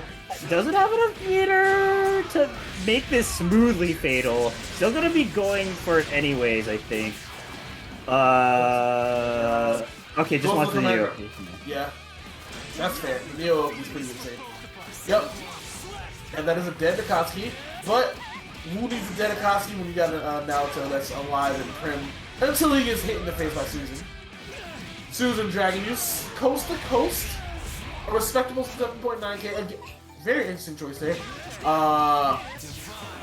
Cashing out on the super. Gets the hit. Oh my god, that's a dead character. And he can't do anything about it. Yeah, what are you standing up for, I think he's saying as he gets hit by the Phantom Pain. Yeah, just spend so many Clash Kai, able to get the conversion too. We know Gatorade can get some pretty insane damage, but I don't quite know what this is gonna kill. And the DP able to seal it out here. Gatorade, despite the 2v1 deficit, stayed strong there with the Kurogane, proving that he's completely in it. That was he got the extra meter too, but the fact that he was able to get the kill with the DB was insane. That was very close. I was not sure if that was going to kill or not.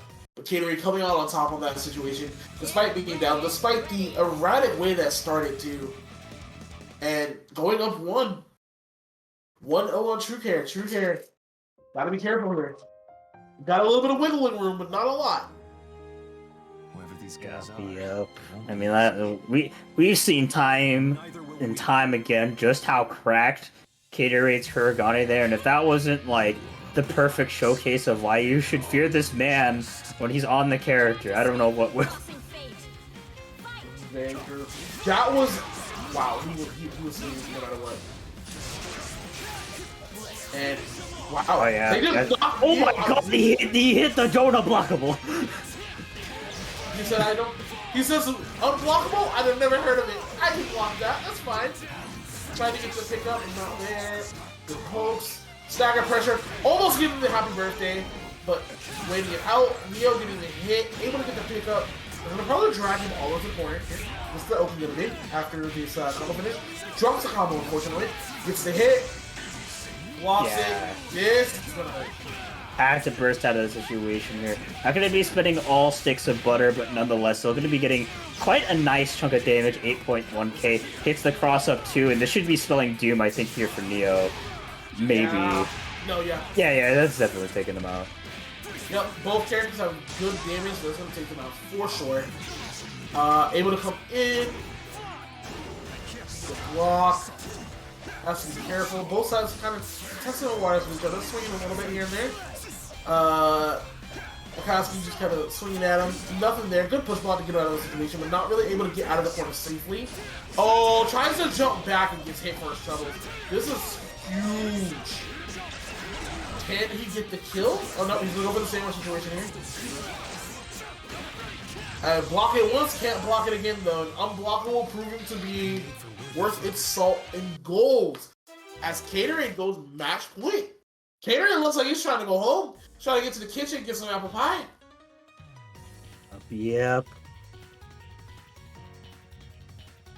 True Care probably gonna have might take a moment to kind of regroup, but back is against the wall. Ready to jump right in? This is it. I mean, imagining there's not going to be team swaps here for Yeah. True Care. Like, he has, in the past, swapped characters in Gatorade and Act of Deprivation, and, like, to be frank, not really worked out. So just going to be sticking strong, especially against Gatorade's top gun here, but he's going to need to make some insane adaptations if he's going to take it. Yes, he is. And again, Gatorade not letting the sandwich situations happen like he wants him to. Good air to air there. Jumps back from the actual grab. Gets the hit on the both characters, but not able to get anything going there. Akatsuki looking a little worse for wear though. Good PP, and that actually is going to be a dead Akatsuki. Yep, playing way too bold with him and just going to be losing him. And I mean, Solo Kuragane coming in. We saw the insane comeback of the first game, but you're gonna see if Lightning can strike twice here. Looking already good. Bait out the 2B, but not going to be able to bait out the burst. Yep, looking not knowing to risk do check there to get that. Gonna be able to get the full combo here. Trigger does not have a burst on hand yet. Drops the combo with patience. Gets the slash try, but is met with the assist. First blocks, gets out of the situation, hitting up on him. Yep. Respecting the fact that Neo can just come in, trying to get the slash. No meter. Pops the resonance here. Gets hit. He's got 5 bar. This should be a dead character. Yep, Bar yeah. issues. Oh, here's the my issue you God. talked about. Commentators curse as he just, you cannot do that there. But able to get the hit here. Does have 4 meter. There it is. Okay, for once, I'm not gonna drag on True Care for doing something that looks stylish. I do think he needed to do that just in case. Yeah, that is fair. That is fair. For those who don't know, True Care is known for I will take stylish all the time. You gotta look good while you play good. That's how he feels. But able to get himself on the board. Sometimes I have seen that come back to bite them, so gotta be careful. Yeah, gotta take your veggies with your sweets and your meats. But able to put himself on the board. Down 2-1. Gatorade is still in the driver's seat. True Care not quite out just yet though, so it's the same exact thing from last time. True Care was starting to run it back, but Gatorade was able to put a stop to it. Will he be able to do it again? Whoever these guys are, they won't be easy. Lock me up. And neither will we. You'll have to see. Really doubt there will be any point in this set where Gatorade is truly out, even from that situation. But yeah. Same for both sides. Both sides know how to do that very well. He's looking to punish something there, but gets hit by the very good low that Neo has. Jumps over, gets a sandwich situation in that. Not able to get a conversion off of it, but another good assist. Another rare time Neo assist really didn't even work there. Yeah, like, that is not an assist I would call reliable in the slightest. Tonight, for some reason, it's built differently. I've noticed it's saved True Care multiple times. Yes, it has. And here comes True Care, having to block this, but not able to do it. And here comes the counter hit from Gatorade. Kotsky putting in that work. Already at 7K, 8K. Gonna knock him down, 8.3K. Blocks the overhead. Gets the poke. Base the grab, and here we go. What's he gonna do? Yep. There we go. The fancy combos. Gets the sandwich situation, but it does not pick up properly. Base out the DP, and again, Akatsuki is down. Blocks it, but not able to block all of it. As Susan able to pick up. Yep. Just a conversion, just to stabilize. DHC coming in, and just like that, it is tied up. Now, Bull, it's 2-2. Now it can go either way. Either Gatorade wins the next one, or we get a reset bracket. And True Care. You really just can't. You don't know these days. You don't know. You're not sure what's going to go down. Yep. It's definitely taken a while, but True Care has clearly adapted around kind of Gatorade's playstyle. I'm noticing maybe a bit of antsiness on Gatorade's side on the defensive side of things. Noticing a lot more DPs playing like baited out, just a lot more throw baits that are being successful, but like nonetheless, still going on to this game 5, which will be the difference maker here for tonight, whether or not we go on to another set or if Gatorade will just take it home. Yep, that is what we're gonna find out right now. Game 5. All the marbles in a bag. Throwing out these guys. Neo Specialist True Care versus Shirogane Enthusiast Gatorade. Shirogane. Yeah, Shirogane. You're right. I'm bad. I'm sorry. Jumps over that. Okay. After all of that, it was the 4P. He just ran up and tossed it.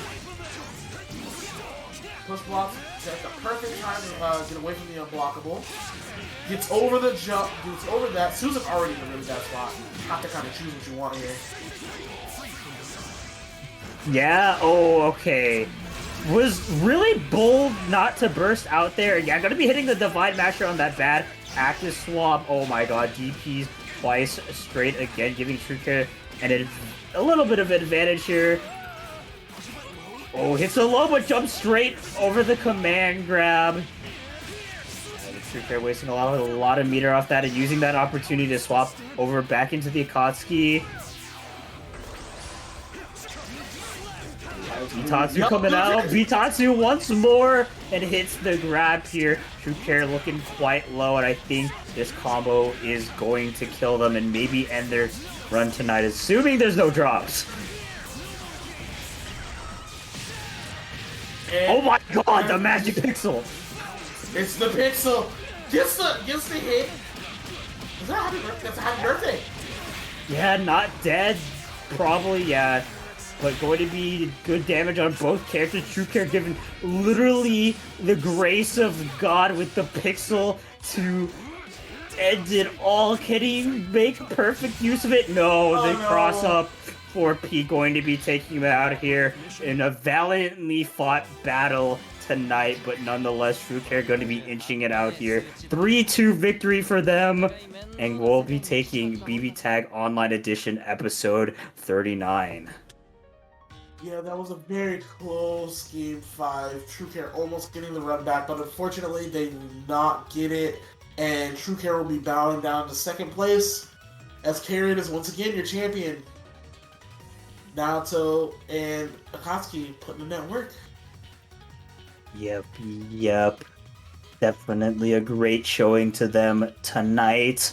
Great show to everyone tonight for sure. To remind you all about the top 3. We had Gatorade in first place, True Care in second, and E2 Deku in third. And yeah, another wonderful night of BB Tag. Very excellent matches going on throughout the entire night. Very much happy to always be able to commentate for y'all. Big shout out to my fellow commentator Shinjuya for holding it down on the mic. For me, big shout outs as well to Master Chief for doing the same while Shinjuya was gone, but also more importantly TOing, making sure the bracket runs smoothly as possible. And another big shout outs to our streamer Ready30 for holding it down on the streamer side of things, making sure everyone at home can watch the BB Tag action from the comfort of wherever they're sitting or laying or standing. I don't judge. But yeah, big shout outs once again to our players for always showing up and supporting our scene, giving it their all, and big shout outs to all of you who have been watching the tournament, whether it's for 5 minutes or for the entire night. Big shout out to you for showing up and supporting our scene. Londley signing off. Yes, indeed. And again, thank you as always for having me commentate. I always love doing this. Master Chief, thanks for TOing as usual, running it nice and smooth and commentating while I was getting here. Shout outs to Lon, the ever-present commentator for WNF, and of course, shout outs to E30 and everybody else from hosting this and running this tournament. Shout outs to all the people who participated in the tournament today and did a great job. You know, everybody played well, everybody had fun, hopefully, and you know, that's all you can really ask for. And hopefully you will see more and more people come play BB Tag in the future. But for right now, Shinju, signing off. All right, and of course, a lot of thanks going around, but of course, thanks to the commentators, Lon Lily and Shinjiryu for holding it down on the mic, giving insight, analysis, and trying to make sense of the chaos that is BB Tag. And of course, thank you to all the players putting in their best efforts to provide a wonderful bracket for all of you viewers at home tonight, joining us on this Wednesday evening / Thursday morning, depending on your time zone. Thank you so much for supporting through viewership, through Match-Reno contributions, what have you. It is all greatly appreciated by us and the players as well. Big thank you to Ready30 for hosting and streaming BB Tag for us every week here at WNF. Always a pleasure to have him as our regular streamer, and looking forward to more streams with him in the future. Again, be sure to check him out tomorrow as he goes over the VOD for tonight's bracket. And let's see. Shout out to Kite and Books, having their works in the Match-Reno marketplace, giving a portion of the proceeds made there towards the Match-Reno bracket pot. And as always, last but certainly not least, big thank you to Level Up Productions for having Wednesday Night Fights Online Edition be a way for us to have the locals experience at home. And in-person locals for WNF are not available at this time. One day soon. I'm really hoping soon. But until then, we'll keep things going, keep the flag flying, and keep it rocking with some wonderful BB Tag action here at WNF. As always, folks, it is a pleasure doing this for you all. It's been Master Sheep, TO, Bracket Runner, host, and part-time commentator for tonight's WNF BB Tag bracket. Always a pleasure doing this for you all. Looking forward to next time on the PC platform. But until then, I'll be signing off. E30, I leave the last words over to you. Take it away. All right. I would like to first and foremost thank Orax and Not That One Guy for the generous donations tonight. There were no codes, but you two came through tonight and gave the top three a couple bucks tonight. So it is much appreciated from both of you for putting your own money out of your own pocket into this pot tonight.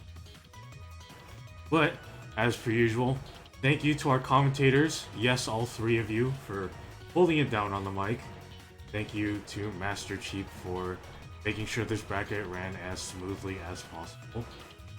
And, as always, thank you to those who signed up, and for those who joined us tonight. It is always a pleasure doing this for you all. But a couple reminders, next week we will be on PC. So if you've got PC tag, come through, come one, come all. We'll always be here on most Wednesdays for you all. And upcoming events, we have every Tuesday, twitch.tv/ICUHater, DonCon, Ralston Arcade and crew putting on a great show for the PS4 BB Tag scene at 5 p.m. PST. So check them out, sign up if you can, or tune in. Us here for the WNF crew and those on DonCon's crew would much greatly appreciate it. And if you're in SoCal, at the end of this month, on the 29th and the 30th, Riverside Game Line is hosting Festival of Frights. One of the games there will be BB Tag. !FOF in the chat. We'll bring up the link, and if you are in the area and would like to sign up, use the code PlusFamesGG at checkout for a discount. Hope to see you all there. I will be there, and I know a couple other people from SoCal will be in attendance, so if you're in the area, we'd love to meet you. But I think that's going to be it from us. Thanks again for tuning in. This has been WNF Online Edition BB Tag episode 39. Always a pleasure, and I hope to see you all tomorrow when we dissect what the hell happened tonight. But for now, stay safe, stay beautiful, drink your water, tell your friends and family you love them, but most importantly, shout out to Bird Gang. Shout out to Bird. Shout out to Bird Gang. Have a good night, y'all. Peace. Good night.